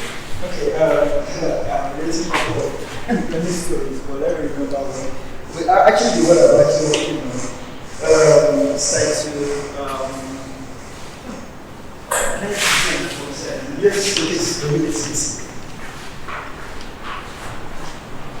It's about having fun.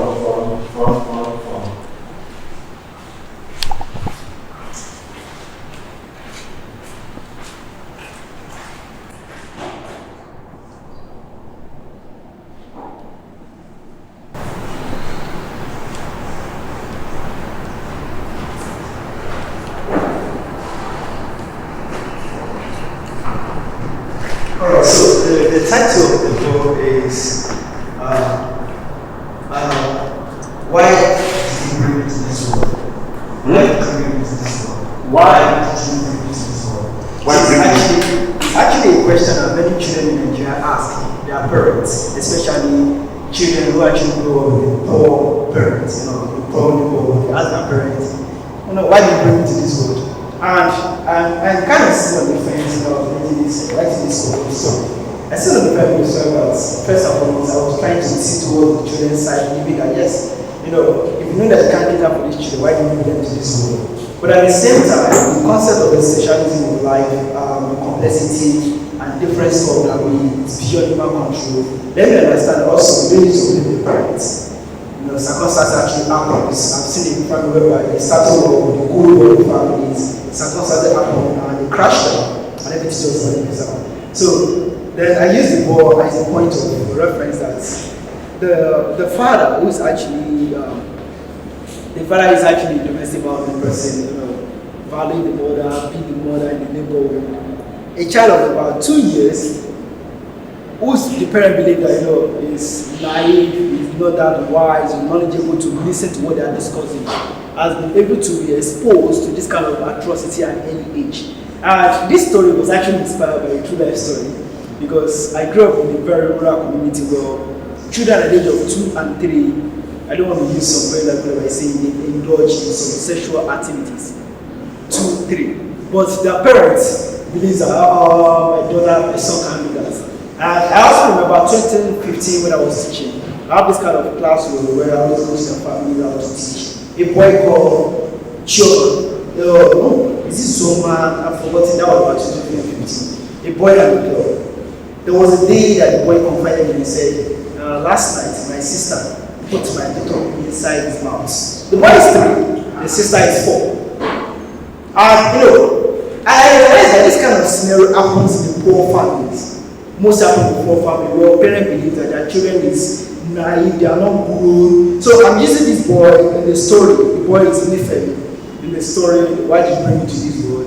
Who has been exposed to this atrocity at the age of 2, who have already understand the system of rage, who have understand the system of fighting, defending his mom at the age of that 2 and 3. Whereas the family or the parents are, negligent to that kind of attitude. Eventually, in the end of the story, the boy used his scissors to harm his fellow classmate at the age of 5, to the point that because in the story the brother died, the father was arrested, but another probably someone in the family was taking care of this boy. But because of the violence the boy has been exposed to in the family, the boy reciprocated that kind of violence in the school and he enjoyed someone who eventually to get the boy. So the boy was taken to the family, was taken to the family, run away from the entire community because they are actually looking for the boy. Taken far away from that time. Then the boy met his great-grandmother who said, sometimes in life, you were born in the wrong family, it was not that you should replicate that kind of situations. So why are you bring to this world? Shouldn't be a question the child needs to ask their parents about. Okay, you have been born to this world. How can I fashion this world to the best version of myself? So that's actually I actually saw it. I'm going to go back to the story and a little bit add a little touch and especially work on the title because this is kind of long. Why did you bring me to this world? I actually love the question because I love the kind of provocative questions to be my title, but I think that this is the reward title. That's good. Thank you very much. Okay. Now it's time for your feedback. You've had a chance chance to get a story, idea, make a title for it, and now we've had somebody here embellish theirs to expand it. You have anything you'd like to ask or question or suggest? I just want to pause for you to do that. No? Okay. Alright. So now it's time to grow our idea into the message. There's a question. Oh, sorry. Can you, somebody please pass mic to Benjamin?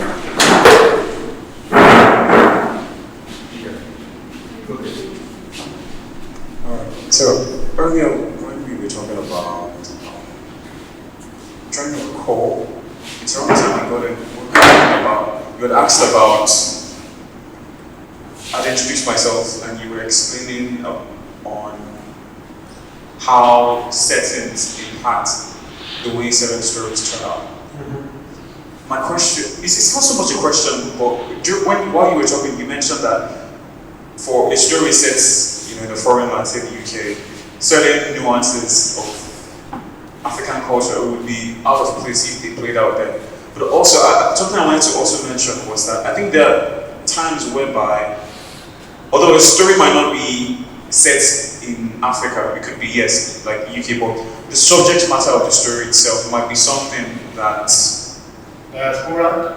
Exactly, it might have to do with African diaspora or African narrative. For instance, say, let's say there's a story set over there, and then they're talking about, okay, the stolen works of Africans, or it could be a story exploring the lives of Africans in diaspora, that kind of thing. So I guess what I really am saying is that there might be certain times whereby some of the logic behind storytelling, some of the logics with regards to settings or cultures, they are not strictly, or they're not restricted to a region. Sometimes they spill over, depending on what your story is about, depending on what you're really trying to say.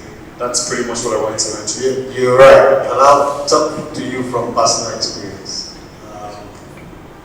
By the time I started writing, I'd lived abroad for 28 years. So the cities I know that I can easily describe were Chicago, New York, and Dallas, right? So it's difficult. I'd left Nigeria for 30-something years by then because I first went to school before I moved to the US. So when I wanted to pick a setting, it's not that it's a place I see all the time. I can write about the streets, I can write about the south side, the north side. I knew where to put a barber shop, I knew all those things about Chicago, right? I worked for James Bank. So, and I moved between New York and that place, so I know it very well. So, I picked what I knew to make my setting. And I now, because the story I wanted to tell is going to be it's going to be a Nigerian story. I now picked a character not to be of second generation Nigerian. You understand? But it was when he got into trouble that his mother now started reminding him of his identity. And then he embraced it. And then I was able to showcase the Nigerianness, Ogun as traditional, blah, blah, blah, blah. Because I couldn't do that. You see what I'm saying? But the setting I knew was the setting I picked. So I'm agreeing with you out of experience that it is possible that you know a setting very well. There are advantages to that.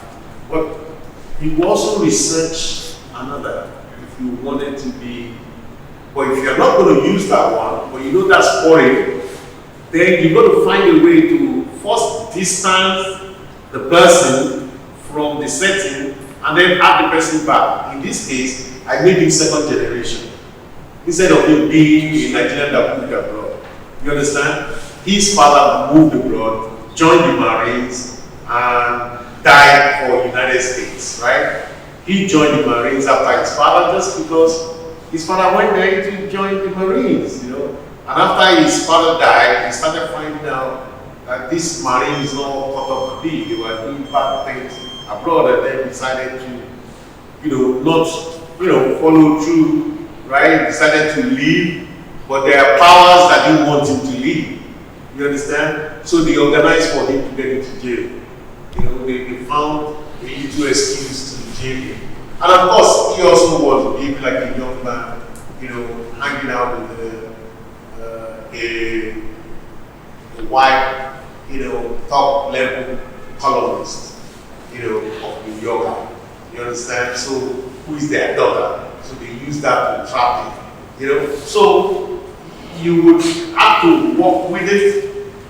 Yeah? It's easier for you if you know a setting to just use that one and it's local and it will reflect the nuances you will preach. But if you want to go to the other side, yes, you're going to go, but you're going to use some techniques to make us feel at home, with your idea. Alright? Anybody else? It's a feedback time. Anything you want to say? Patrick, nothing for now? Huh? You have. Please give me the mic. I knew when you started looking at the relax. Alright, share with us what you got in mind, questions, anything, your opinion. Okay, in the area of creativity and what I have in mind, that's to do with the myths, powers that some people might not believe it exists, okay, of which exists. Powers. Yeah, myth powers, mysteries. Okay, there are some grounds which are kind of diabolical or cultural in some part of this country. And then I decide to use a particular state, which we have 5 friends. Okay, there's one in particular amongst them. He's having some assets of which he was killed by the rest of his friends just to gain what he had.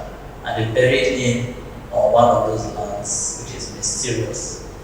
And the powers of the land and also the powers of the spirits of the man started having some fights, of which later on that land was now used as a tobacco plant. So I intend giving it the title which goes with coals. Coals. C-O-A-L-S. Okay. Coals. So after a different company comes on the land to make a tobacco plant and started making tobacco like a coal company and started having their products from there, but never knowing what had happened years back.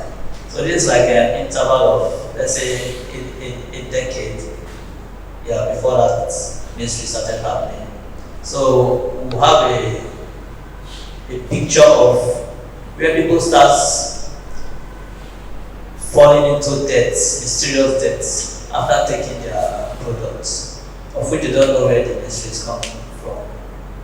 So some try to seek from the native powers to find out what was going on. And the other ones went through the religious ground to find out what was going on. So that's the twist of it. So that's what I have. I'm still working on it too.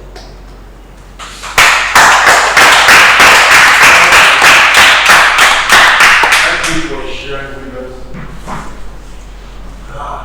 So the message behind it is, we have a message behind it, which we maybe try to make some people not to avoid smoking. Yes. We're going to go into message now. We're about to go into message. In the writing world, we recognize message as what? Theme. What is the underlying message? Watch what I did there. Underlying message. I didn't just say the message, because there is a difference between a morality or moral truth of your story and your story theme. Tomorrow we're going to discuss the story theme of the Noble Warrior that you have read. It's a lot of work, but we're going to discuss it. Alright? So, a story theme. Every story has a theme. Whether the writer planned it or did not plan it, we can derive it. That you have an underlying message. Now, if you have a message which is on your page, that's not a theme. I know it might be conflicting for some of you to absorb, but a theme is an underlying message. And I'm going to give you certain things that we're going to cover in here. We're going to define a theme. We're going to use a theme formula. Those of you who like formulas, you know, how can I find my theme? We're going to try an exercise.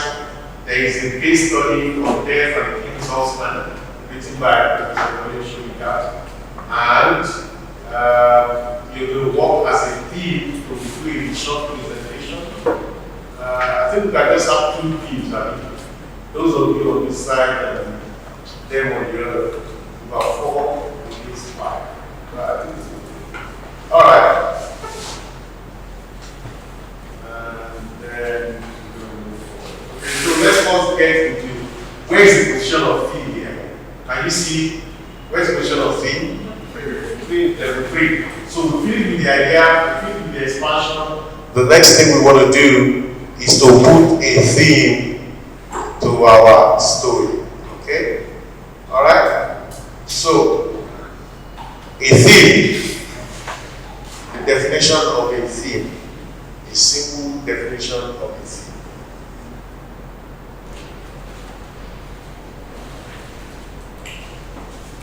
It is a central unifying element of the narrative that communicates statements about life, society, humanity, and the world. Some people say it's not necessary to have a theme, just get down and start writing. Yes, you might do that. But then, after you finish, you might find out that there's something you left out. You did not put something that will preach a particular part of your underlying message. So it brings you to do more work than you need to do. Yeah? But there is no story that is without a theme. So the question to ask is, what is the underlying question explored and answered by a story? Any story that you have read. What's the underlying question? What does it mean? The underlying question. It's not something they put on the page, but it's underlined. That is, if I look behind all of this, what is this thing telling me? What is this story telling me? That's the underlying. And also, it affects everything in the story, but it is not expressed or displayed in the story. The moment you write it into the story, it is no longer underlining. Huh? If it's underlining, it doesn't show. Right? But the moment it's on your page, expressed, it is not underlining. You show it, you do not tell it. That is why it's obvious that it's not on the page. Because if you tell it, it is written. But if you show it, every activity, action, goals of people, all go to serve one thing: a story theme. Right? And like I mentioned before, whether you planned it or you later on discover it, you are a theme. There is nothing like just a story. No, there is a theme. And if your story is good enough, some people will do the analysis and tell you your themes. It's interesting enough. So give you an example.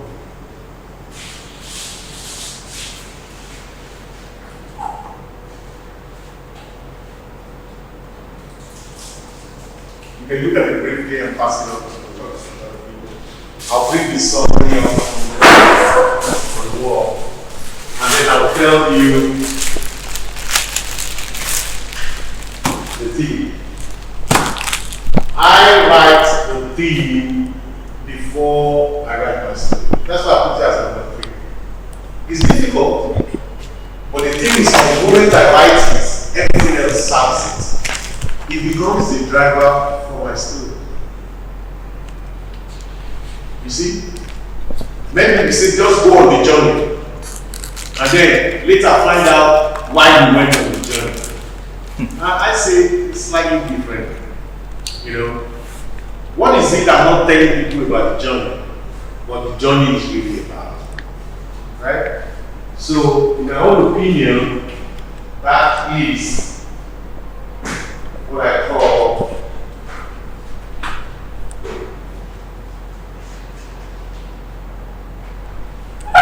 Mr. Something is not going to let me. That's another popular way. So,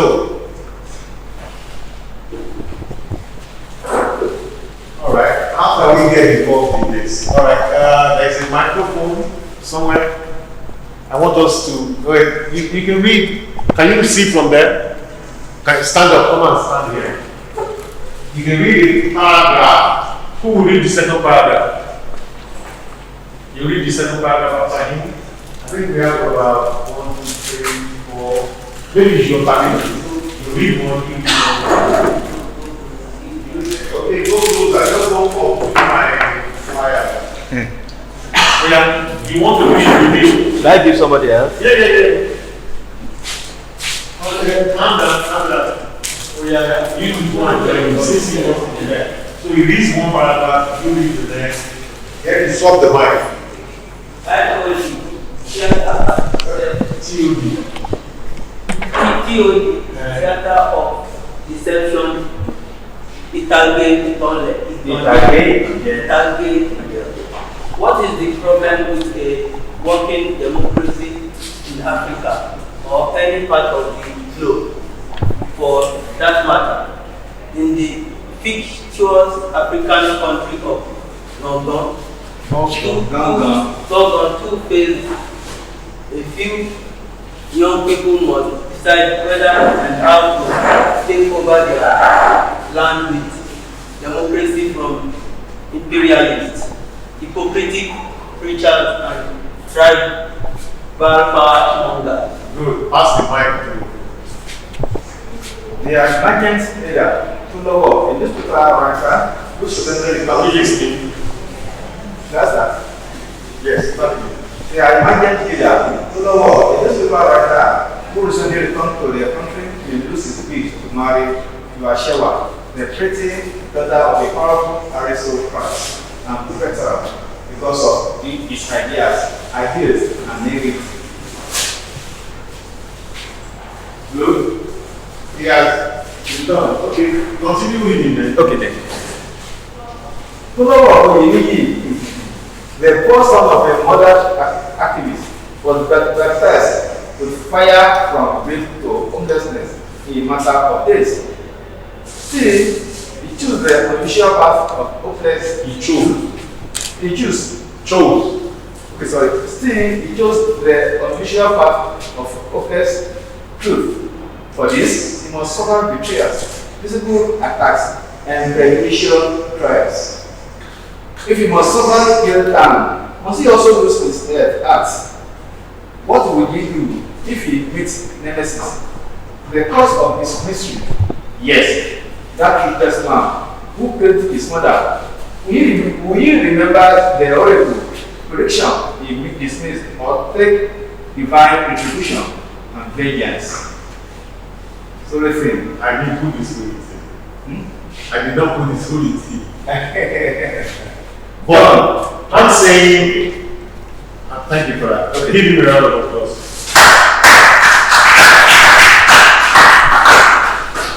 I'm saying, when you write your initial idea, right, it's not your story yet, it's your initial idea. You can use it to get to what you call your story. You understand? So, in that example, let me reveal the story thing. The story thing is nobody wants you to die. They just want you to be free.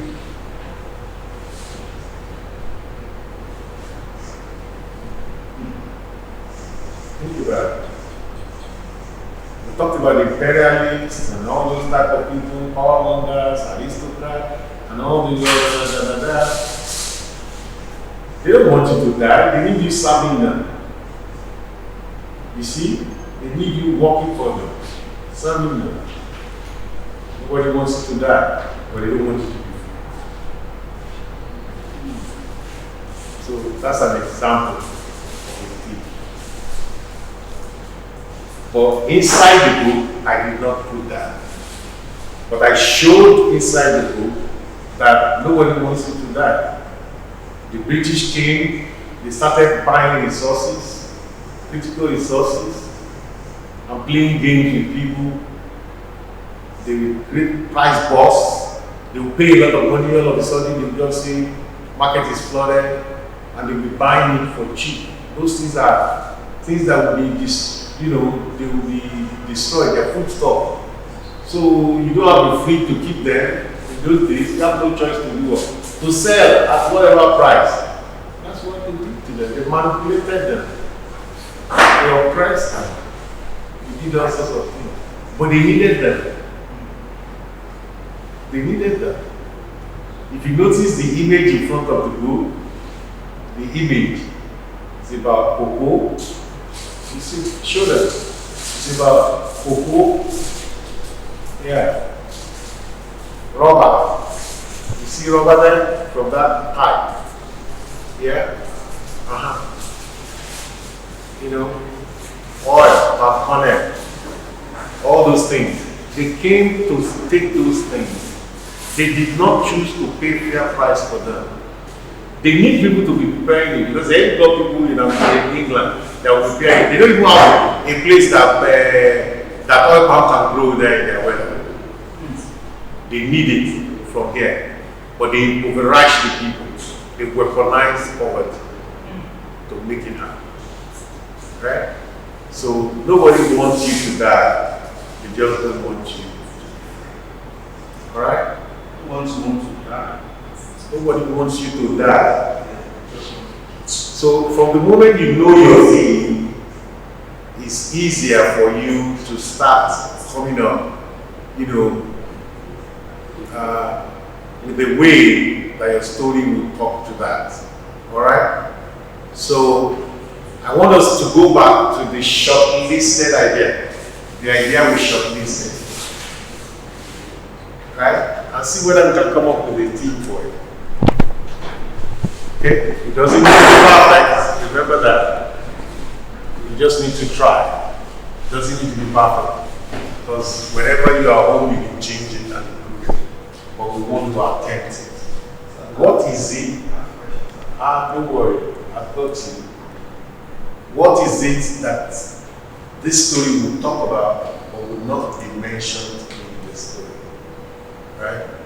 Just like that example I gave you.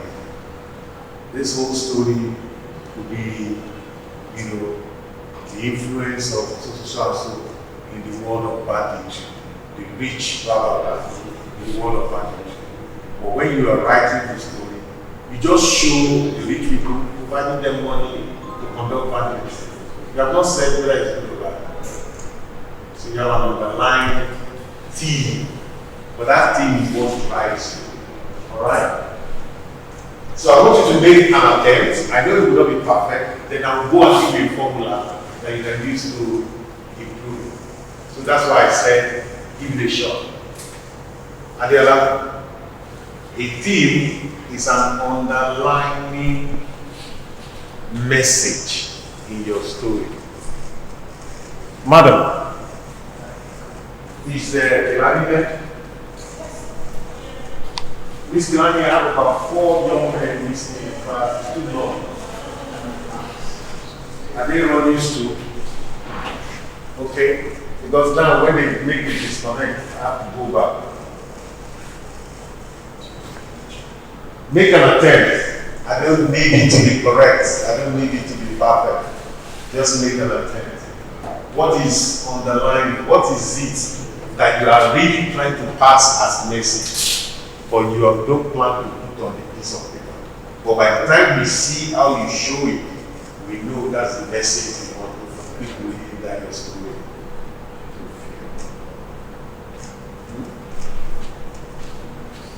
It doesn't have to be perfect now. I'm going to show you a formula that you can use to improve it.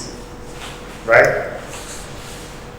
I'll show you a formula you can use to improve it. And I can tell you, I didn't on day one of writing, start writing perfect things. You know, I'd actually written about 30 books before, 40 books, before I embraced the concept of storytelling.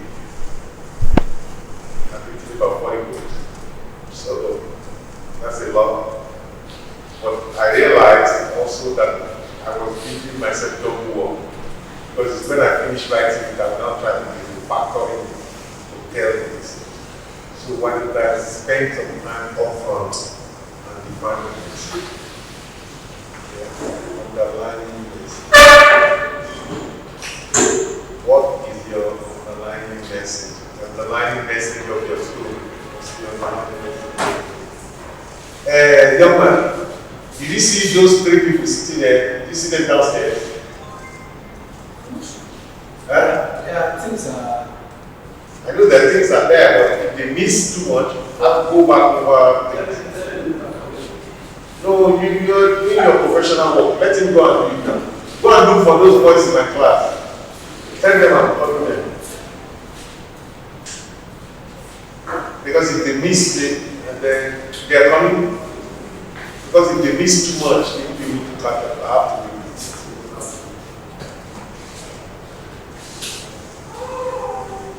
Odufa, what is the story theme? What the story is about? Or what it Huh? what it portrays, what the story is about, the idea of the story, something like that. More accurately is the underlying message. Yes. What is trying to pass across? Huh? What is trying to pass across Yes. to the audience? But it must not show up on the page. Did you know that? No, you didn't. Because you were downstairs. Alright? But we covered that. I don't want to go too far before your friends. So the underlying message of any story is called the story theme. I'm encouraging you to write out the story theme. The shortlisted idea that you have. Samuel, I want you to attempt a story theme of a shortlisted idea. It doesn't have to be perfect, we're going to correct it. Because I'm going to share with you the formula. Just make a good attempt. That's all. Patrick, you making a good attempt? Good. Chris.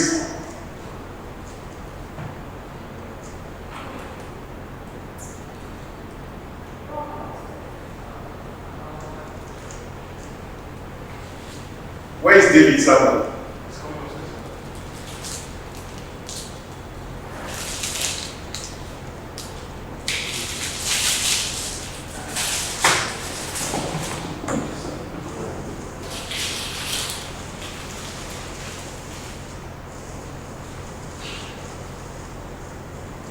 All right.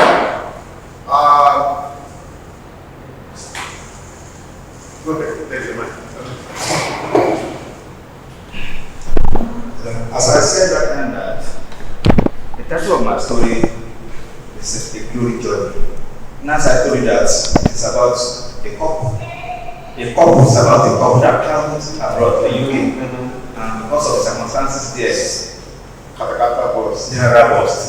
And through the stubbornness and everything, the man was eventually deported as a result of their policies over here that we all real. Now, I'm now seeing as a thing, according to what you have taught us, since the better I was able to ask some questions. The one I need. Whether that short description you wrote is a D? No. What I'm saying that according to what you have taught us now, I went along to get it in from me. Okay. That is which will be the main message. Okay. That the other message that you said that I said change is prone to humans in context. Change is prone to human in context. What I mean by that? When you find yourself somewhere, you will change from what you normally had before, especially in the concept of cultural. But you got it wrong. Okay, sir. In your sentence, is human is prone to change in context. Not change is prone to easy. How do you say that? It's human that is prone to change. Okay, human is prone to change. You said prone. Sorry. Change is prone to. Okay, I understand it. Yeah. So human is prone to change in context. Yeah. So that's good. That's very good. Yeah. That's interesting because I've not even taught him the formula yet. And I think he did a good job. Does anybody else want to read a good attempt? It doesn't have to be perfect, but it's a chance to give you something back and feedback. Alright. Okay, let's move on. Because at least I want to make sure that we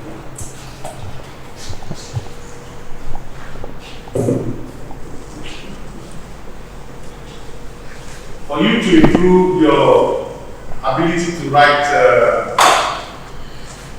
things, you should be willing to learn from others. Alright? So your team is not perfect yet, so let's look at some other people's teams. Does anybody know Mr. Macbeth? Mr. Shakespeare? Everybody knows. Yeah? Okay. So he wrote a story called Macbeth. Yes. This is the analysis somebody did of his thing. He said the main, who can read it? Not me. I don't have to read it. Guess you guys closer. Give the mic to them. Then maybe you can see from them. Alright, read it for the class. The main theme of Shakespeare's Macbeth is the corrupting power of our trained ambition. Okay, pause for a second. Do you know that in that book, in those words did not show? Huh? Yes. Corrupting power of unchecked ambition did not show. You see what I'm saying? That it's an underlying message. It does not show on the paper. Right? But we know that, Macbeth wanted everything in order to become king. Do we remember that story? Yes, sir. Yeah. It was unchecked ambition. Continue, please. Showed how the lust for power leads to betrayal, guilt, tyranny, and ultimately destruction. Interwoven with ideas of fate versus free will, the supernatural and the contrast between appearance and reality, highlighting that evil deeds destroy the good. Okay. So, do you know he never talked about evil deeds will destroy you as a perpetrator inside the book? He never did. Right? But we saw that when he took the life of the king in order to be king, he now started having nightmares. You remember? Who remembers the story? Yeah, he started having nightmares. That's why evil did destroy the perpetrator. You understand? So, let's look at case study 1. Alright? It's been sent to your, as a group. So you can turn your chair this way. You guys need to read it. It's been sent inside your alumnus something on the phone. Alright? We'll read a story, a summary story, and then I will show you guys have your own, what do you see there.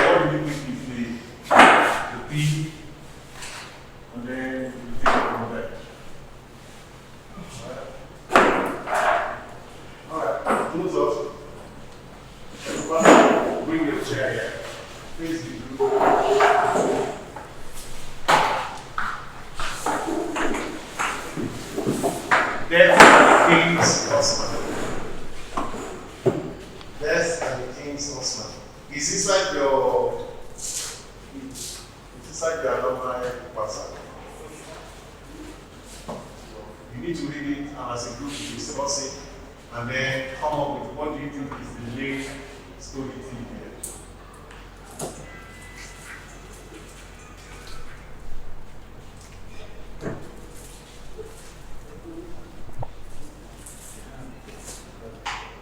The main story theme.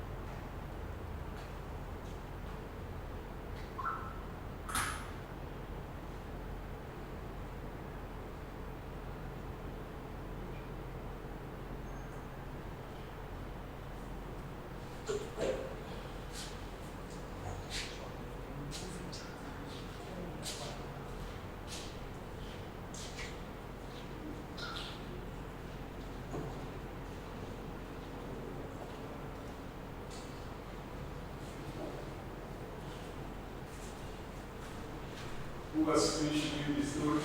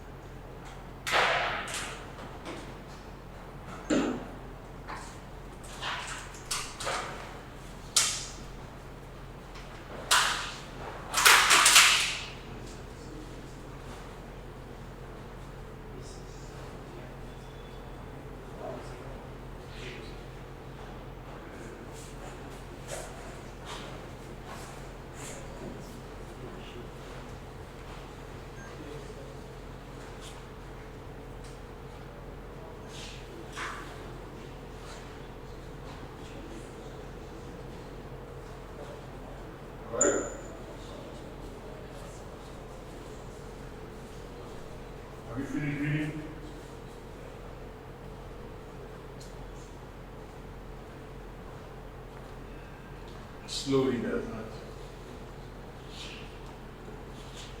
Where's your phone? See reading this thing. Why is it going to contribute? Because dude, you need to come and contribute to your group.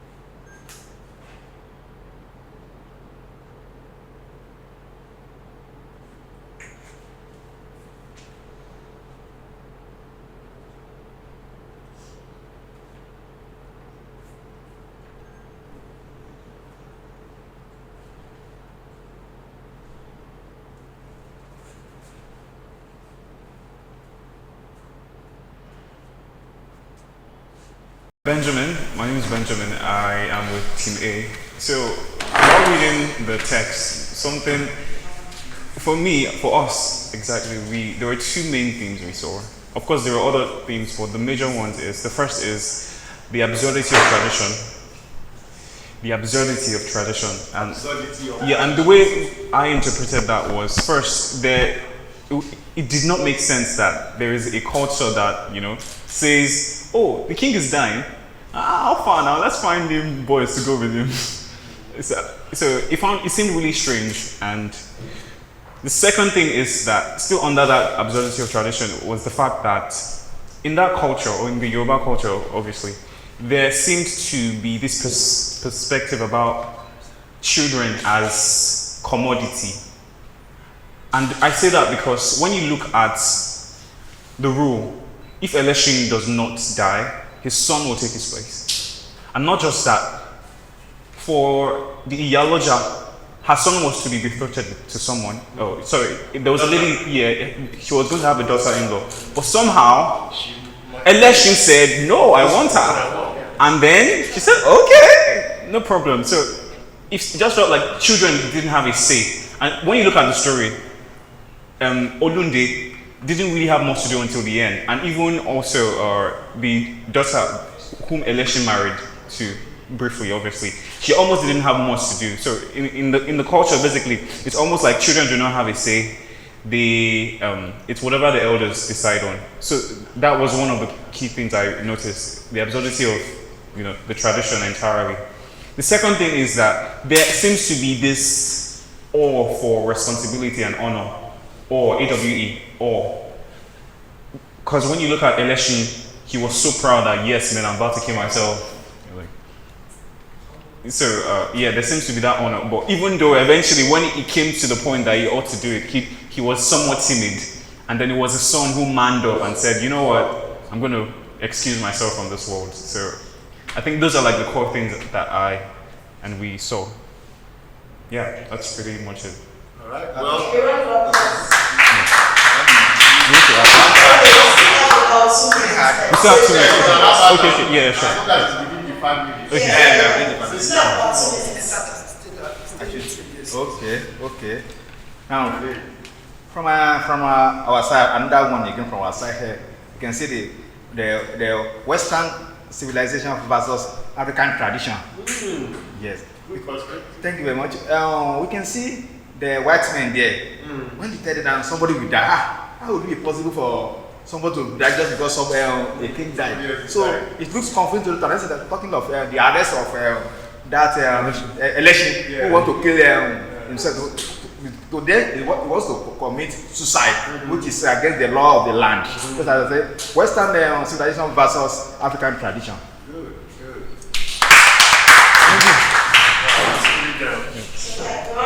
So still have about 1 minute, but then they're done. The round of applause for So, Group B, are you ready?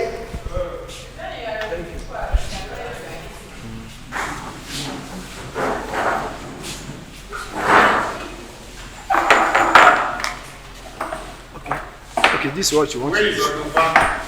Yes, gone.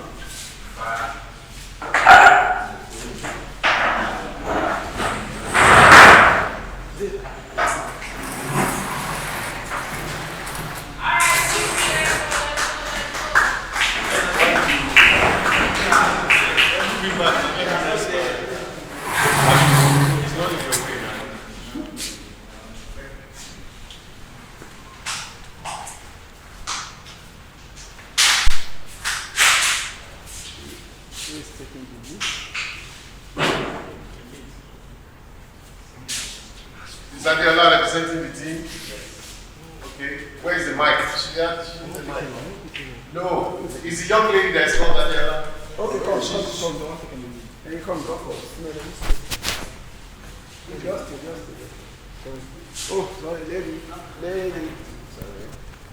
Our mic is still there. I just manage it like that. Olunde steps. No, wait. Don't worry. Okay, now, we have 5 minutes to present. Start with your name. Let us know that you're representing on behalf of Team B, representing for your team. Now, sir. My name is Awonusi Adiola. I am a representative of Group B. I'm here to summarize on the story. Death and the king's husband. Sir, please, can you come again? Death and the king's husband. Death and the king's horsemen. Election he has a sacrifice to perform as is right. So he did not perform it.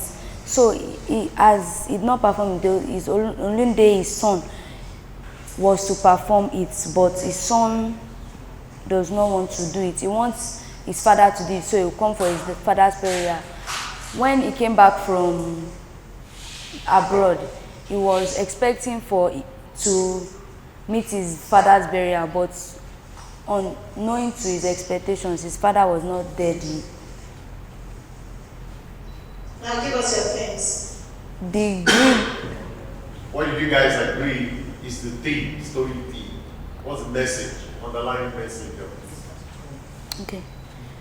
The society loses its balance when its people fail their scared duties and when outsiders judge or interrupt traditions they don't understand.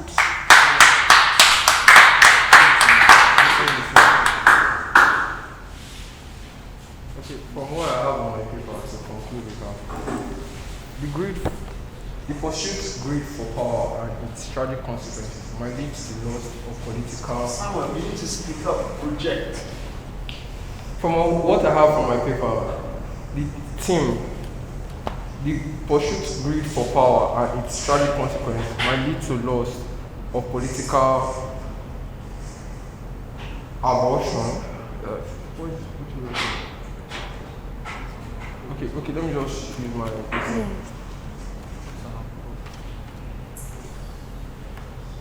Okay. Its tragic consequences, power, greed, betrayals, and tragic might lead to the loss of political ambition and power. Thank you very much. A round of applause for Ruby. Thank you very much. I got the theme of all of responsibility and honor, and I also got the theme of Western civilization versus African tradition. A round of applause for Ruby. So from Group B, I was able to get the theme of societal balance and sacred traditions. Societal balance and sacred traditions. Also, I was also able to get greed for power. I think I get the okay. I think it was Samuel. Yeah. So I didn't quite get the whole of the theme, but I was able to pinpoint greed for power and it leads to loss, something like that. So a round of applause for Team B again.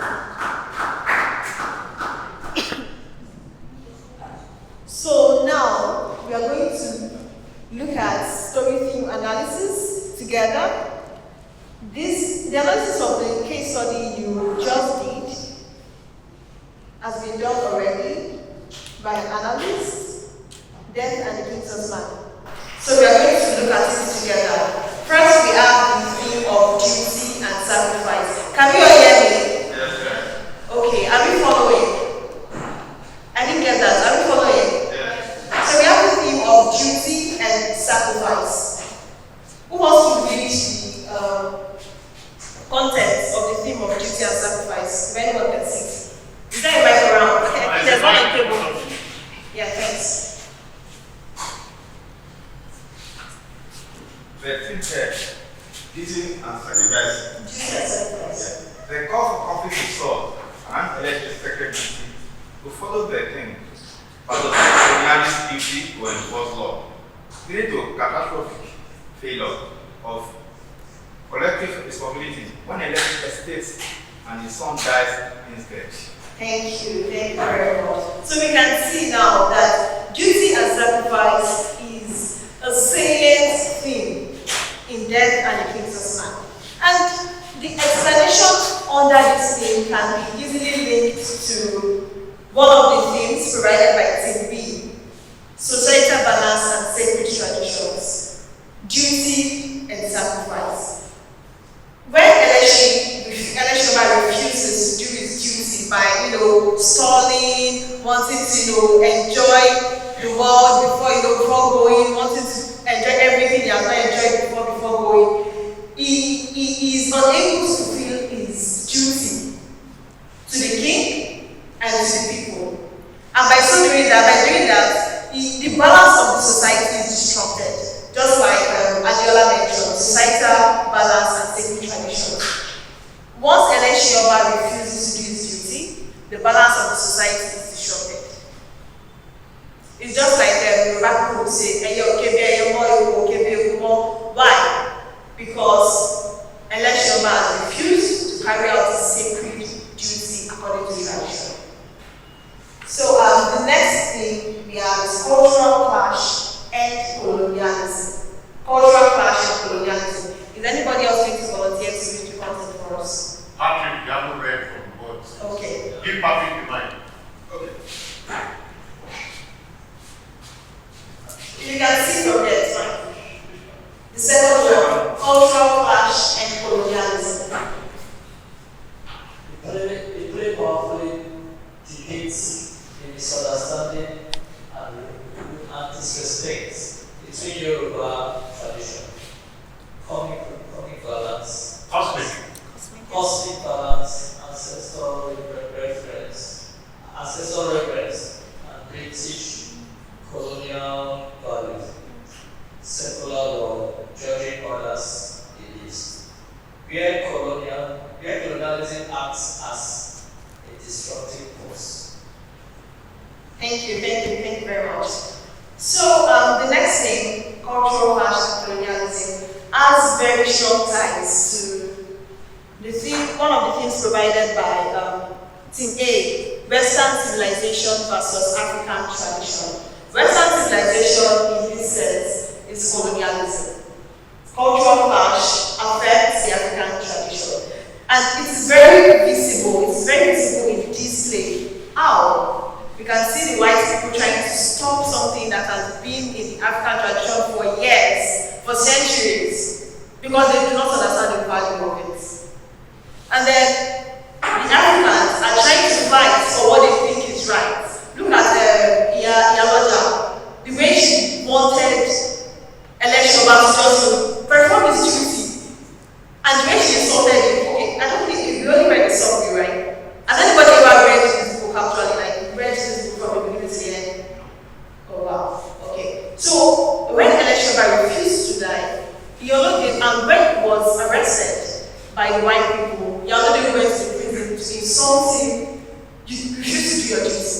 You did it because it is the tradition, even after the white people came to solve. So we can see the clash between the Western culture and the African tradition. It is prevalent here because the Westerners are coming here to prevent the tradition that is already happening. And we, the Africans, are refusing to let them overshadow our tradition and our culture. So the next thing we have here is life, death, and rebirth. Life, death, and rebirth. Who is going to volunteer to read the content? Any volunteer to read the content of Samuel. Okay, thank you.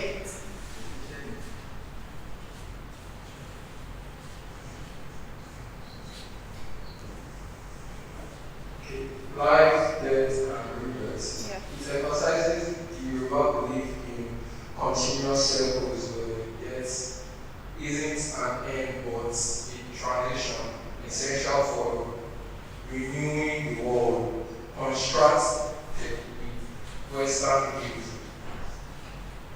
Thank you very much. So this thing is also can also be likened to a concept of the life of the unborn, and afterlife. So if you want to explain this practically, the life of the unborn, the woman Elisheba got married to before he was supposedly performed his sacred duty is assumed to be pregnant because he had intercourse with her, sexual intercourse with her. The current life, the life of living, Elisheba is still living and refused to go.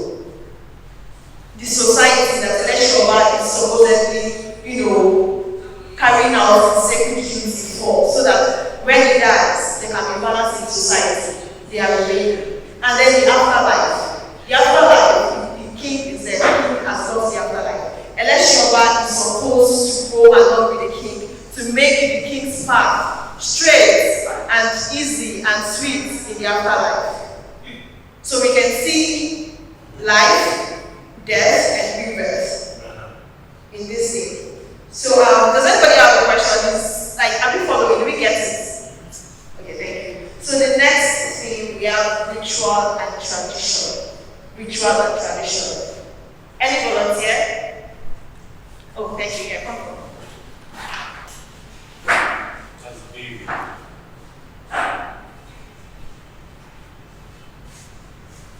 Okay, rituals and tradition. Rituals, music, and performance are vital for maintaining cosmic order, but they are threatened by outside interferences and essence of human desire. Yeah, thank you. And let's choose one of human desires. So, in African traditions, naturally, there are rituals, there are traditions. Although rituals can be easily said to be, if you want to define ritual on a surface level, we all have rituals we carry out every day of our lives. Some people wake up in the morning, their routine, your routine is your ritual. If you wake up in the morning and the first thing you do is carry your phone, after pressing your phone, you post on your WhatsApp status, after posting, you eat the shower and then you go out. That's your daily ritual because that's your daily routine. But if you want to bring it into the African context, the ritual here has to do with sacredness and tradition, the African tradition. So rituals here has to do with of Eleshoba to the afterlife. And music, I don't know, there's this, okay, nobody has read it. In the Death and Kings of Man, there is this singing bird. This bird kept, saying proverbs and everything, but the Eleshoba kept, I don't know if I can remember it, if I can recall properly. There was a bird, what's the name? I can't remember. When I remember, I'll let you know. Maybe tomorrow. So, rituals, music, and proverbs are pivotal parts of the African tradition, of the African context, and they were deeply shown in Death and the Kings of Man. And I would advise every one of us to actually find this book and read it. It's not very, very expensive, so this is my shaker. I would really advise it. There are libraries around. There is a library here in Freedom Park, Coral Library Resource Center, I think the library has it. So it would be really nice for you to pick up this book and read it. That way you'll be able to relate more deeply with the themes. So the last one, we have power and gender. Power and gender. Who wants to read that for us? That's the last one. Adela, you must try.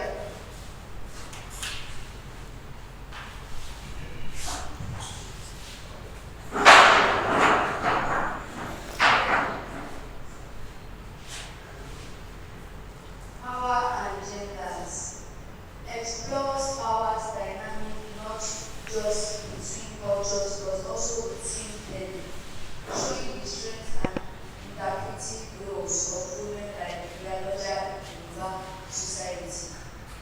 Thank you, thank you. So this thing shows that the concept of gender dynamics has been prevalent since way back. Since way back. Men have always had their roles, men have always had their roles. But then, yeah, you can see that Iyaloja played a very vital role in this play. Iyaloja was given voice. She was the one who ensured that Eleshoba got everything he needed.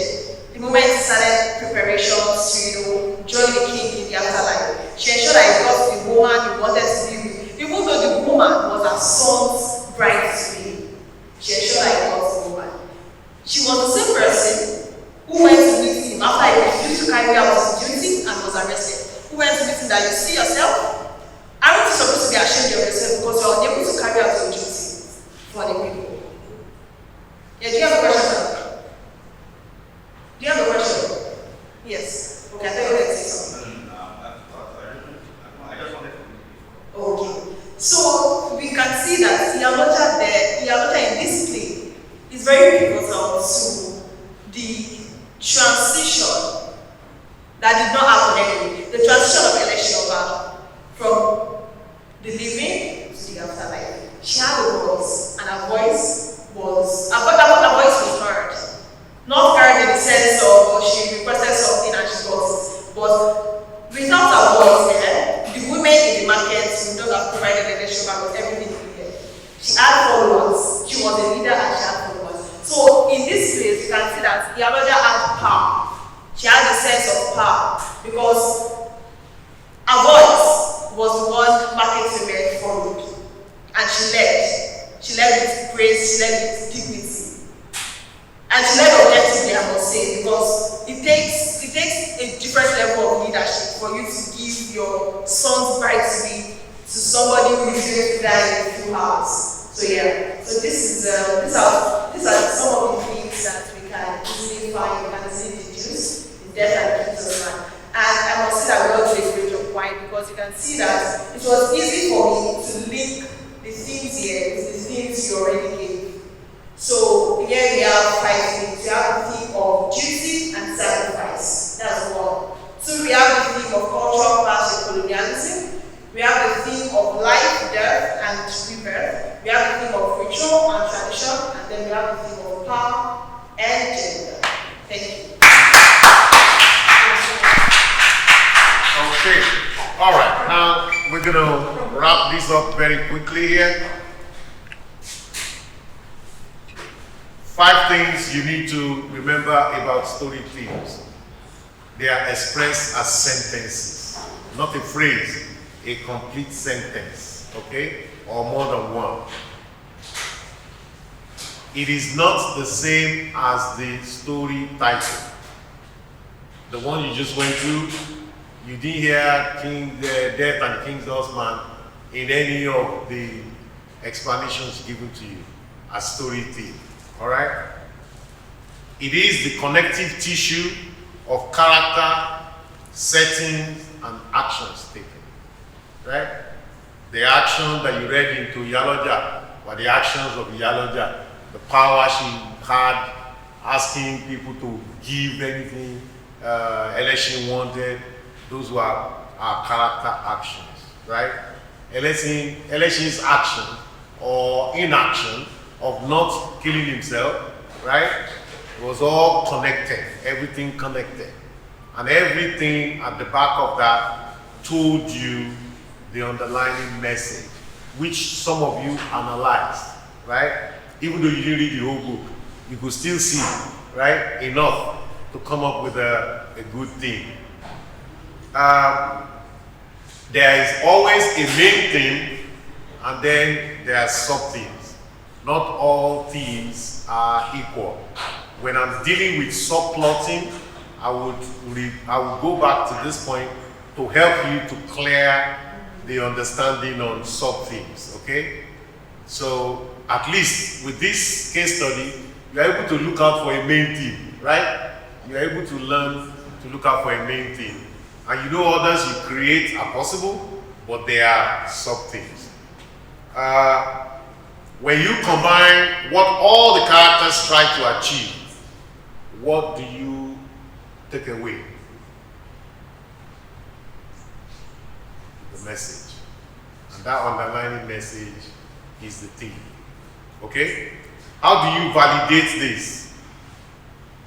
You make sure the name of the theme is not the same as the topic.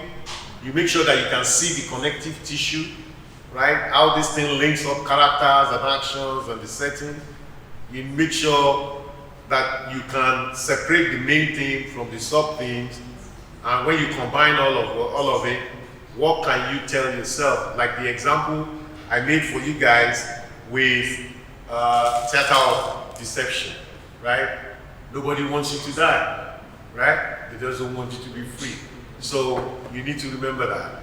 All right? So remember, not like a thesis statement that you wrote when you were doing your undergrad, you know, that is explicitly stated. Theme is never stated in your book, in your play, screen, or stage. Okay? You don't state your theme. There is a point of conflict on that whenever we talk about Save the Cat structure, which we get to, and I'll help to clarify it for you when we get there. Okay? It is not the subject alone, e.g. loyalty is not a theme, but loyalty to country often inspires blah blah blah is a statement and can be a theme. That was your guest speaker, he's late. Now, not a moral or cliche, e.g. don't judge the book by its cover.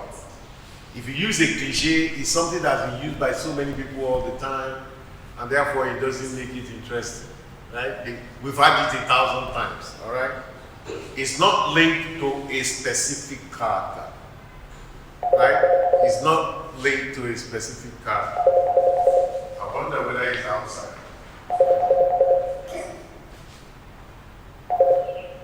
Hello? All right, then come up and speak to them right now because they're about to leave. Kongi's up.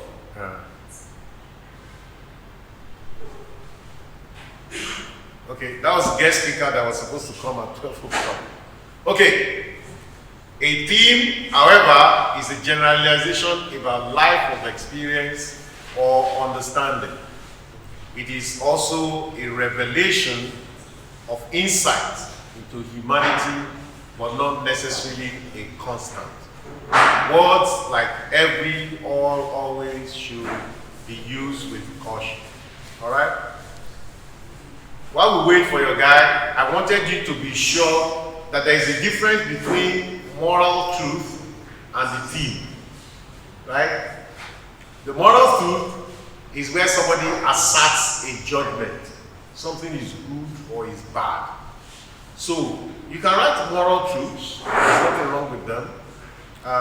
What you are saying is that if you read my story, you'll find that it is wrong to torture a child for fun. Like Olakunle told us his story, right? We could, from there we can say there is a moral to the story. It is wrong to torture or traumatize a child, right? With adult acts, you know, that kind of thing. All right? So, you have already done the drafting of a theme. Now,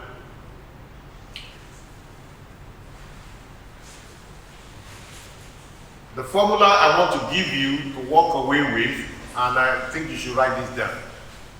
Maybe your last act, write this down. First of all, what is the truth that you want to share with your readers? What is the truth? The truth in that example is that custom of the people is exactly that when the king dies, the king's husband dies with him. That's the truth.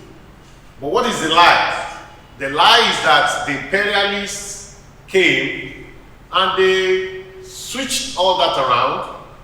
Not just that, the original source of the lie is election.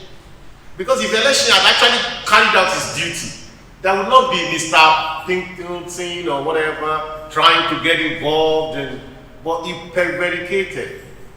He waited around to get all the joys of life, got a virgin woman, slept with her, did all sorts of things, and asked Yaloja to provide everything for him. So there is an origin to the source of life. What are the patterns that lead or led to misbelief? What ideas and actions and behavior transforms where it was to where it is?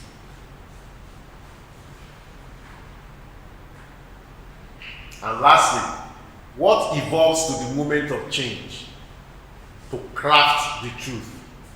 The intervention of the British. Right? Now, all this helps you to craft your story theme. But if you write them down and you answer them, you find that it's much easier. I use this. It's much easier for me to come up with what is my theme. And the way you approach it is to just push that question. I want to write this, and if I write this, what is the truth that people should walk away with? Our custom is our custom, our tradition is our tradition, our norm is our norm. We don't need intervention from anybody, any judges or whatever. That's it. That's what I want them to take away. Or that was what Wale Soyinka wanted people to take away. The lie is, you know, oh, you should be able to not go or go. You know, you should allow the intervention of external parties, you know. So, and where do you get that lie? You got it from election himself. His actions and behavior pointed right through to what happened. All right? So, I think you should write down what I call the decipher method of storytelling. It will not help you write the sentence, but it will provide you all the details you need to come up with that sentence and say, this is what this means. This is what this means. One last portion. You notice that both Macbeth and Death and King's Husband, in both of them, there wasn't just one single story theme. He had what? Many. There were main and there were sub-stories. What does that mean? In creative writing, that is referred to as layering of themes. That is referred to as what? Layering of things. And when you do that, it makes the narrative more engaging. Why some people see the relationships, others see the actions, they see the settings, they see the characters, as you guys have done. Each team brought out different, different sub-teams out of it. Okay? And always remember that a story is reflective of life's multifaceted nature. What does this mean? Not one thing answers the question of life. You can't say love answers the question of life. You can't say living answers the question of life. You can't say laughter answers the question of life. But it is possible to write a story where you mix love, life, and laughter. Right? And that makes it more interesting.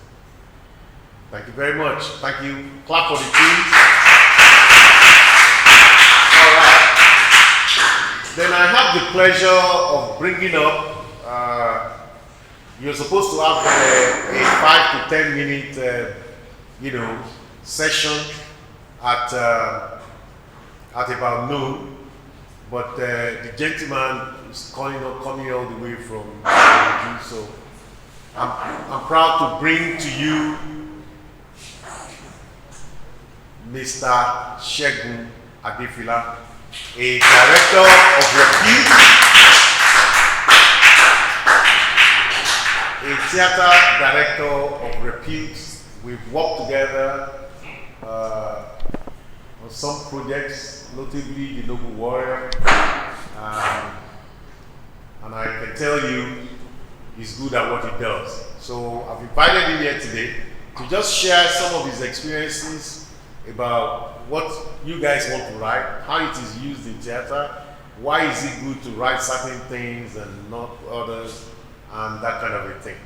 So make sure you have your notes, because you are going to be listening to someone who will consume your work. So if you write it, he can tell you, this your story is not good. I don't think I want to direct this story, right? So whatever he says, try and take notes and hold on to them. Another round of applause. Please bring up Segun Adefila. Yeah, feel free. Good afternoon, everybody. I'm delighted to meet you all. I got the invitation from the big company of Cash that he wanted to come out to have some kind of interface with you guys as playwrights, established playwrights or modern playwrights. And I'm simply what you might want to call a midwife, as a director. Yeah. When you have that amazing story to tell, then you need somebody to midwife that child that you're giving. And that's where I come in and my production crew, including cast and crew. And I remember that in one of my classes, one thing my teacher told me was that a play is like a letter from the playwright to the audience, and it is our duty as directors and actors to read that letter to the audience and make them understand. And what it brings to my memory quickly is when in those days, as children in my village, where our grandparents would call us and say, sit down, call, we want to write a letter to people in sit down. So, when we break it up, then you condense that thing in your head and then you find a way to put it down. They even put word like, so when they don't be missing connection, I want to convey that, but you as, as the midwife, find a way to put it there. And so it becomes a kind of challenge. So while writing, there's a solitary engagement as a writer. You're on your own. You're looking around, you might stand up from here, sit down there, and he's taking his bottle of beer, and everybody's jumping around everywhere, and everybody's greeting him, and he's waving and all of those things, but it's not there because it's in the middle of the story. And like I told him when we met, if I pick your play, I don't want to read it until I'm ready for the play, because when I pick a play, I go to the village, to the setting. I started living there. So all the characters I encounter in the play, they are no longer in those texts. They are living beings that I can see. So every time I drop the play to go and talk to my girlfriend, or to go and drink beer, or to go and do anything, like I say, I'm coming back into this building, I need to go somewhere else and get some fresh air. You know, I say to people, why do people go to church?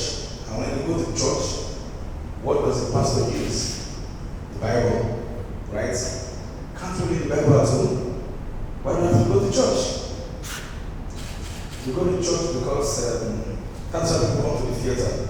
So people can read this play, no worry. We can invite the audience to come and give them the space to go and read. And they will enjoy it, trust me. They will love it. But we want to add a layer, we want to visualize it, we want them to see and also hear it. To see and hear it. So when they come to the theater, that's what we've come to do. We have come to interpret the Bible that they can read on their own.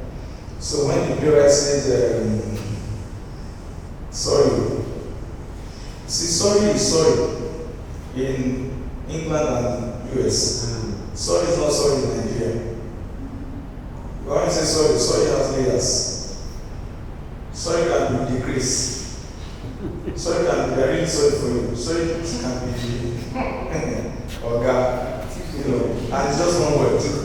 So it takes more than, you know, it takes more than just sitting down reading for reading sake for a director. I think that's the essence of my being here, to come and interact with you guys. I know you are amazing storytellers, but you're writing those stories too. Because I've seen places where one helicopter will just come on stage and pick the person, and it's a play. You know, the helicopter will pick the person and then will throw the person up, and the person will land inside one rocket and the current will take you to the desert. And I'm asking, playwrights, have you visualized that you want this to happen? Because it's easy to do in your head, but the practicality of it becomes the director and the actors will have. So, there's nothing to add to what he has already given you, that to let you know that you are writing letters, you have information that you want to say to people, you want to tell the people, you want to share with people. And in doing that, are you putting those characters into consideration? You know, because my own specialty is to go and paint the dreams, you know. I put two people, I share my experience as a director, I put two people into consideration, maybe three. First and foremost, it is me. Do I like that story? I mean, I got the Nollywood warrior, and it was with me for like 2 months. I glanced through it, then we met and we talked. And the things I wanted to pick, I picked it, but I've not gone into the village itself. And so when we got to camp, because we went to camp for it, we got to camp in Abeokuta, we sat together with the actors, so we read it together for the first time. Ideally, traditionally, the director will read the entire play, you have an idea of the story, and then you call your fellow actors together and say, this is the story we want to tell. So you look at that, we look at that. No, we all discovered, we moved there together, so that the journey, we are going to that place. So the journey starts from there and it ends there. And so we went through it together from page to page. And why did I do that? By the time the camp was closed and went our different ways, we still have a platform. Anytime we want to say anything to each other, we just pick lines from the play that we feel is close to what we're going to say. Do you understand? Say, somebody says that you've come with your wallet again. Then the other person says, why every time I tell you, say, I have wallet. And if you have wallet with me, why can't you just tell me? Why can't you just DM me and tell me? And then the other person says, no, there's a secret reason for making it open. And spirit, from the spirit. So if you can give your readers and potential audience those kind of things, it's called moments. You see, the more moments you encounter in a film or a stage play, the more the success of the film or the play. Moment is, I ask you now, have you seen any movie? And then you say, yes, so tell me 2 things that you can remember when I like that place when the woman came back from the distance, they met our husband drinking beer, blah, blah, blah, blah. You know what I'm saying? Those are moments. So the more moments you are able to create, the more the success of your story. But then, if you you allow yourself to be trapped, because I call myself, people like we call ourselves failed actor, failed playwrights, but we don't failure at certain things. So if you are a failed playwright, then you should be a fantastic director, isn't it? Because you know what the sentence, you know where the pins are, and all of those things. So in telling our stories, we get carried away sometimes with the poetry of what we're saying. We get carried away with that fantastic thing that we want to tell. And then by the time you're done with it, you still need to take it to the surgical table. Where you're going to pry some things off it, you're going to cut some things off and say, you don't want to call that line because that line was your grandmother that said it to your mom one day and it's so sacred to you and all of those things. But listen, the line will not take anything away from this story if you remove it. And must be clinical enough to be able to do that. Yeah. So you're emotional when you're writing, but when it comes to that stage where you say, okay, I'm done with this book, I want to send it out to the people. You must be very, you must find a way to remove yourself. That emotional attachment has to get off it, because finally, the story is not yours. The story is for you, but it's for us to consume. And if we eat it, we're not satisfied. So this play, for instance, if we want to stage it, everything will take about 3 hours, 30 minutes. And then we look for things to cut, and then we cut it down to 2 hours. Now, 2 hours, how are we going to see it Nigerian down? In Nigeria of today, because Uncle Cash grew up in the days of Telegram. When you write the letter today, you receive it in 30 days time. The generation we are at now, it is instantly grab it, Instagram, instantly grab it, So nobody has time to sit for 2 hours. So how do you keep people seated for 2 hours? Luckily, I have a dance background, so I put movement into it. I love music. I'm a music person. I put music into it. I compose and do so many things to make sure that at least everybody will have a taste of what they are interested in. If it is literature, of course, the playwright is you need to read a couple of his works, you understand what I'm talking about. He's a poet. And that's the biggest thing they can call you from a writer. They say you're a poet, then that's it. Alright? So in literature, they're going to find it. What I need is an actor that will be able to deliver the lines that I'm written. I will be able to say those lines and be convinced. So I go back to the people I'm interested in. I put myself into concentration. This story doesn't hit me. Then I think about the player, because if you see your play, because we're likely going to tell your play in a way that you've not seen your play. Because about form and contents. This last week is the form. The content is either water or wine or soft drink. Alright? So it's a question of form and content. Your content will be intact, but we need to remove your content from the form to excite you too. So that some lines that you in your mind are written that the actor will sing it. Some lines they will dance without saying it. We've not taken anything away from your content. We've not added sauce to the Coca-Cola that put in the form. We have changed the form. Do you understand? So when the playwright says that this is not the way I wrote my play, but I think I like what I'm seeing, that's a successful thing for the director. And lastly, can you imagine who comes last? The audience. The audience should be the first thing that comes to your mind, that it's about satisfying the audience. Because I know that if you satisfy yourself, satisfy the playwright, you are most likely 95% certain, it's most likely that you're going to be able to satisfy the audience. Because if you give me a good story that you are convinced the story is good, and I pick your story and I decide to work on your story, if I think your story is good enough, I accept your story is good enough. If you think your story is good enough, if we do it well, the audience will see what we say. So I don't want to bore you too much. I think I'll let it go here. If you have questions, I'll be here. Thank you.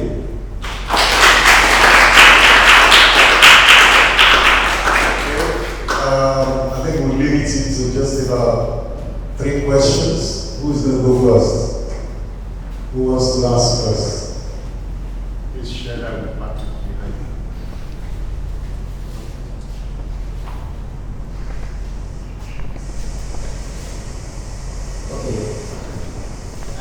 appreciate you for. Yeah, my question here is the role that music plays on stage. But most people they concentrate more on the storyline and they forget about the music. So how important is the music on stage?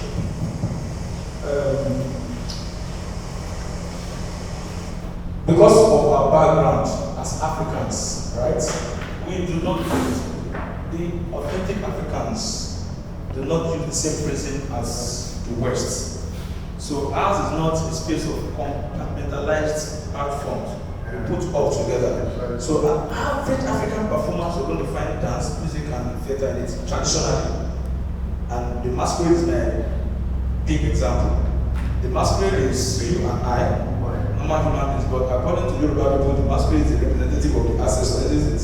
So the masquerade will go into a costume. That costume is designed beautifully or fearfully. That's visual art, isn't it? And then once you enter the masquerade, because I used to be a child masquerade, and during masquerade festival, I don't go to school. School time, I won't go to school.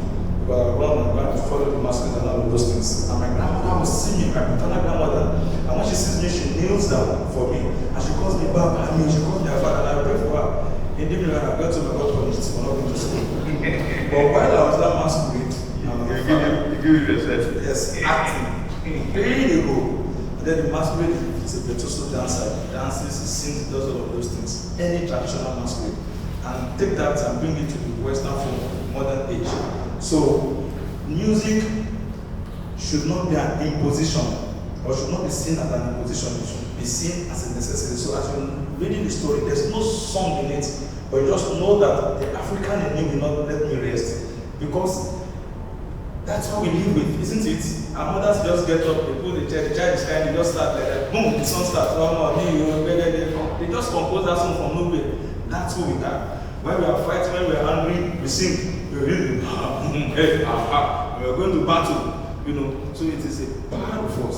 So the dance, the music, and all of those things are elements, but if you know your onions, you don't want any of them to appear like an imposition. Because you see something say, this thing is not necessary here.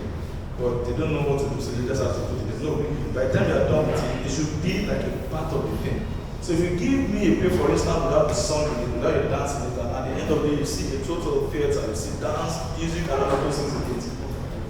Once if you feel that, oh, the song or the music that we imposed on it, then we have failed. It should be like it was part of the composition, you know. So it has its own role, but you must be careful not to make it an imposition. That's the difference. That because there must be a song in it. If they want to see my performance, they must say dance, they must be this, they must be that. There must not be. If you can do without it, then stay away from the words. I think it's going to drive it. I'm coming from where we come from as Africans. It will drive it. I don't know if I answered. Yes. Thank you.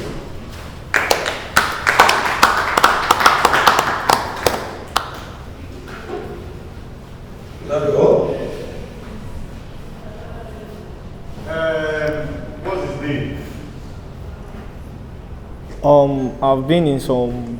I'm David, by the way. I've been in some movie and stuff like that, and it's very, very, very stressful. Very, very stressful. So I want to know, what does it take for a director and an actor to link up together? Because I've been in some movies where I see director and an actor fighting because of some challenges. So I don't know, what can we do to get them close together? So I'll answer you as a director, and then as an actor too, because I do a bit of acting too. Don't forget, like I said at the beginning of my conversation, that you are to interpret a letter by the playwright to the audience. So sometimes there's a conflict where the director says he wants you, or she wants you to do something, but your body is saying, no, this is not going to be my reaction to this thing. And the director says, no, that is what I want. And I'm like, you know what? I don't feel it, because anything I want to do, I have to feel it. If I can't feel it, I don't want to do it. So I used it, and this is the way I explain it.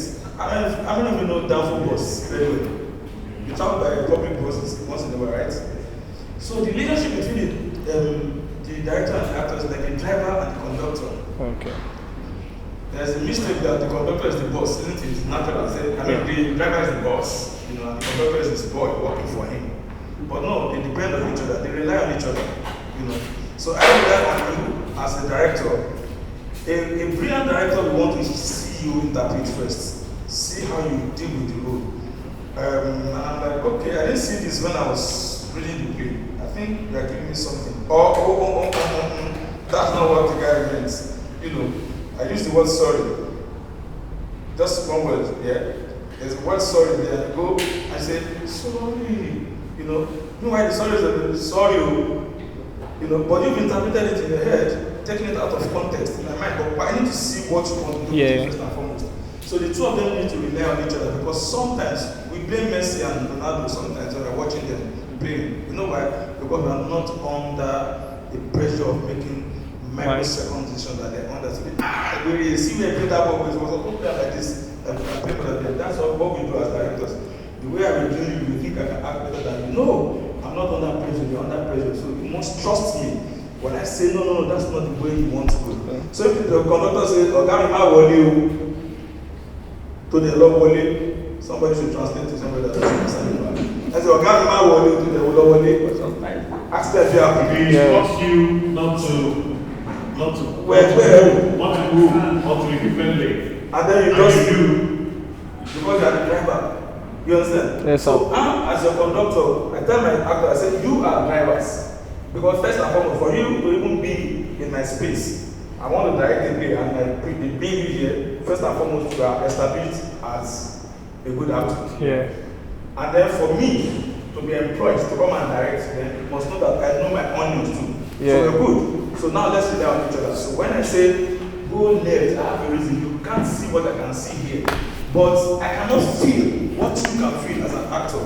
So that's where the cooperation comes from, yeah? Where we need to cooperate, speak with each other.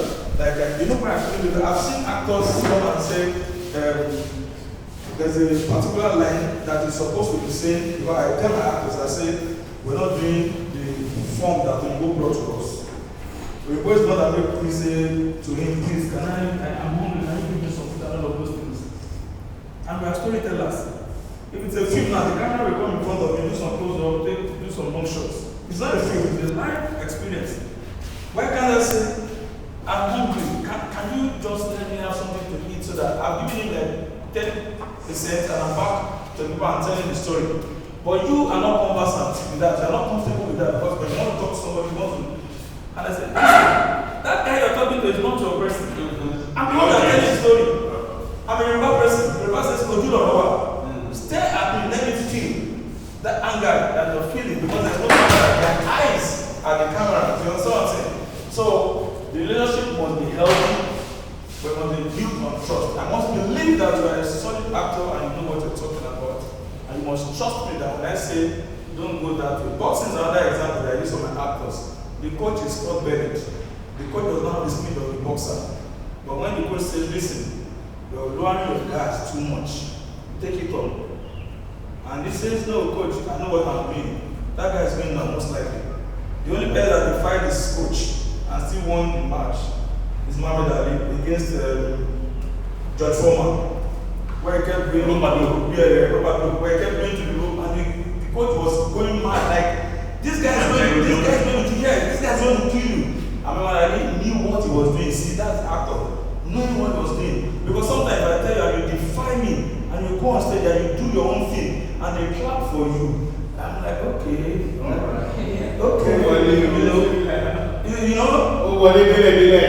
But one thing that must never happen in creativity is ego. It's the first thing you slaughter. I must be right. I miss a big pass. Never let it happen. When it comes to creativity, just put ego behind it. Because if somebody brings something brilliant to you, don't say because I'm a director, they're going to do it my way. And if you think you're a big actor and the director says this and say, no, I'm so big, if I let go, then it's not, no. Real artists are servants to their arts. That's why they are masters of their arts. Thank you.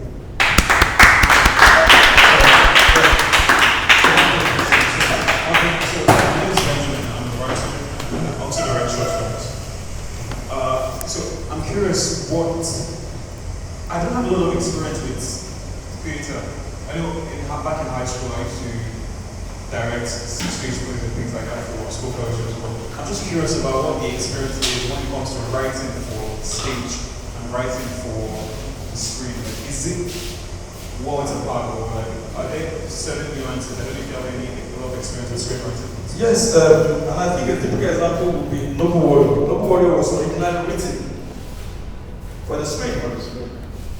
And then we went back to the drawing board and we said, Onkash, take it back to the stage for us, and then we went back to the stage. So in films, when we're writing for films, there's nothing you can write. You can write about thunder, lightning. You can let the guy fly and go books. Technically, to be brought to life. You can put the parentheses half a page. But on stage, it's a bit different. But the difference is so tiny. Because acting on stage and acting on screen, and I've tried both, are slightly different, but not, they are both demanding. Some people say, the stage, screen is very easy. Because on stage, once you press play on stage, they don't rewind. It means that light is gone. On stage, on screen, you can take 15, 5 weeks, take 35, take keep doing it until you get it right. It's one take here. Whereas theirs is life. That's all. But those takes, when you take, I won't go and sleep, they catch me. No, take it again. Action. I won't go and sleep, they catch me. No, you are too strong. Sleep, they catch you. I won't go and sleep, they catch me. I think you are close, but it's too low. And then you're going like 21 times. You're tired. On stage, I won't go and sleep, they catch me. Because if I don't go sleep now, blah, blah, blah, blah, then you went down monologue, they don't cut. So they are different demands. Yeah, the little thing I can justify is that on stage you exaggerate, on screen you underplay. Because there's the opportunity to zoom in for us to see those inflections. So when you smile a bit like that, somebody far away can see that. But the close up will show you that, you know. But on stage, you have to like that.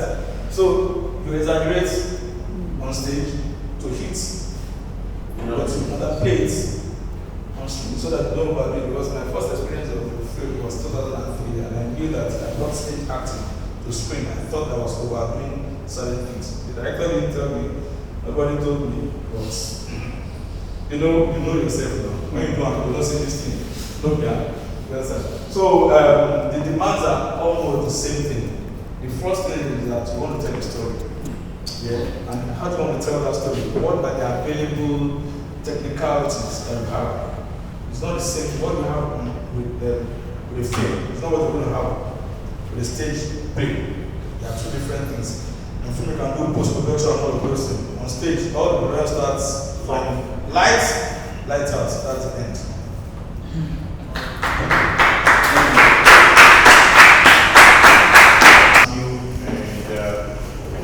We hope someday one of your works will be in front of me, so help put together. And when I say somebody is of repute, believe me, the top customer to satisfy. And he has put my play together, acting on it. So I can tell you that the country in Nigeria is going to be there. So,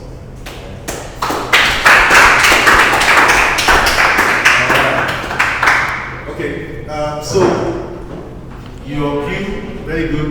Did you have a package for him also? Does Divine have a package for him? Thanks for coming to see us. Thank you for sharing with us. Media, are we taking it together? All right. Guys, try to be here early tomorrow. You know, we split down into 40 minutes past. Sorry, brother. I come from Ogun State. Ogun State part of the So, you come early, you leave on point sharply so that you can go and do your whatever you need to do. Overnight, leave the Noble Warrior. Right? We're going to make references to it tomorrow. The pace is going to be faster tomorrow. We covered only 3 segments out of 18 today.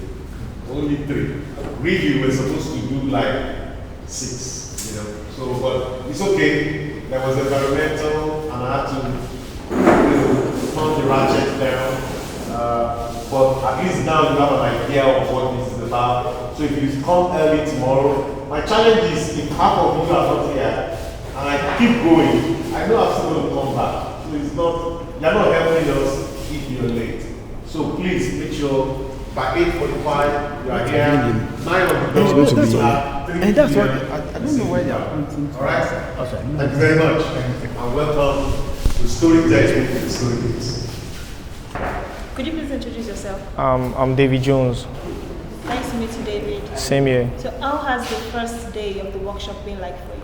Well, it has enlightened me more and it has opened my knowledge through writing and some things I don't really know. Yeah. What would you say is one takeaway? One takeaway. Got from today's workshop? One takeaway is that I know some things I know some things now that I didn't know then. Yeah, thank you very much. Yeah, thank you. Could you please introduce yourself, please? Okay, I'm Patrick. Patrick. Patrick Wala from Delta State. Yeah, it's nice to meet you, Okay, Patrick. thank you. So, how was the first day of the workshop been like for you? What's the experience like? It's a great impact on me, and as an artist, as a visual artist, I also gain a lot, and also a stage play. So my take home is where the guest minister spoke about how you manage the stage, how you work with the audience, and both your acts, your person that you work with on stage too. So I would say it will be a ladder for me to climb. From what I'm seeing, it's a big ladder for me to climb, and I'm going to get to the top of it. Thank you very much, Patrick. Thank you.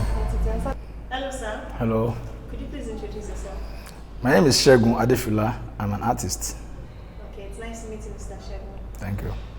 What do you think of the work that Mr. Onadele is doing in the creative industry? What he's doing is very important, particularly when you are up there and you care to look below you and nurture the next generation, those that will take over debating. That's very, very important. You know, if you have a lot of that going on around us, maybe we won't be in the kind of trouble we are in now. You know, there's nothing as beautiful as imparting knowledge, which is what he's doing as a writer, and of course, organizing a masterclass like this for young people. He should just stay in his house and be writing this, please. You know. Yeah. Okay. You were a guest speaker today at today's workshop. Yep. And after you spoke to the participants, you got questions from them. So I would like to ask you that, what do you think of the participants of this workshop? What do you think of their energy? Do you think they are ready to take up the mantle of storytelling, and change the narrative of the creative economy? I think yes, because they have options. You know, for you to come and stay in one spot, especially a young person, who is full of energy that you can dispense through other means, to stay in one space and absorb knowledge and share and learn. I think that already shows a level of commitment that if the environment becomes better and is right for them, they're going to thrive. So it's a positive thing to find. And you see, when beautiful things and great things are happening, it's not a crowd. Yeah. It's only a few, cerebral, cool-headed people that would be interested in such a thing. I love their energy, I love their attention. It's so amazing to know that they've been at it for how many hours, since 9 a.m. till now. That's a level of commitment that you can only get from those that are determined to take the paddle of the boat of their lives. Yeah. So what is your advice to young and up-and-coming creatives out there? Well, I'm looking for somebody to advise me too. But yes, stay the course. It's not a smooth space to be in. You have to make up your mind and ask yourself, why do you want to do this? Once you ask yourself and you're able to answer it, if survival is your only reason for being there, look at, you may be considering other means, side hustles. But if this is like a calling, this is what you love to do, and you want to live, because it's an industry on its own, it's an economy, earner on its own. then just keep getting better. Make yourself choicy. Make people look for your services, you know, and for that to happen, you're not going to be, you should try not to be a staple. You should not be what anybody can get. That's not to say you make yourself expensive. I'm saying that make sure that your works are top notch, that people will look for it. A staple is Gary, is anything you can, you just go get it. You know, you don't need any effort because there's nothing, you don't need to work too hard to get it. Make sure you're that kind of person that because you are so good at what you do, people need your services. I think that will help. Thank you very much, sir. You're most welcome. Yeah. Hello. Hi. Could you please introduce yourself? I'm Benjamin. Benjamin. Yeah. It's nice to meet you. Yeah, I could say the same. So this is the first day of the Creative Writing Masterclass workshop. And how has it been like for you? What's your experience? It's been great. I like the fact that it's very hands-on. You know, there was a lot of practicals. That's not something you see a lot with most writing programs. So yeah, I really like that. Okay, so what is one thing that you learned today that you probably had issues understanding before coming here? I wouldn't say quite I had issues, but something that I never really quite thought about was something about the spheres of story. I thought it was like a brain buzzer, yeah. So what's one take home from today's workshop? I mean, it's just a reminder that I have more to learn. So yeah, that's pretty much it. Thank you very much for your time. Thank you. Hello. Could you Yeah. please introduce yourself? Okay, I'm Patrick Wala from Delta State. Patrick Wala, yep. It's nice to meet you. So, what has the first day of the workshop been like for you? What's your experience so far? my experience so far is it has given me a higher ladder to climb, and I know I'm going to make a very good take home with what I've seen so far.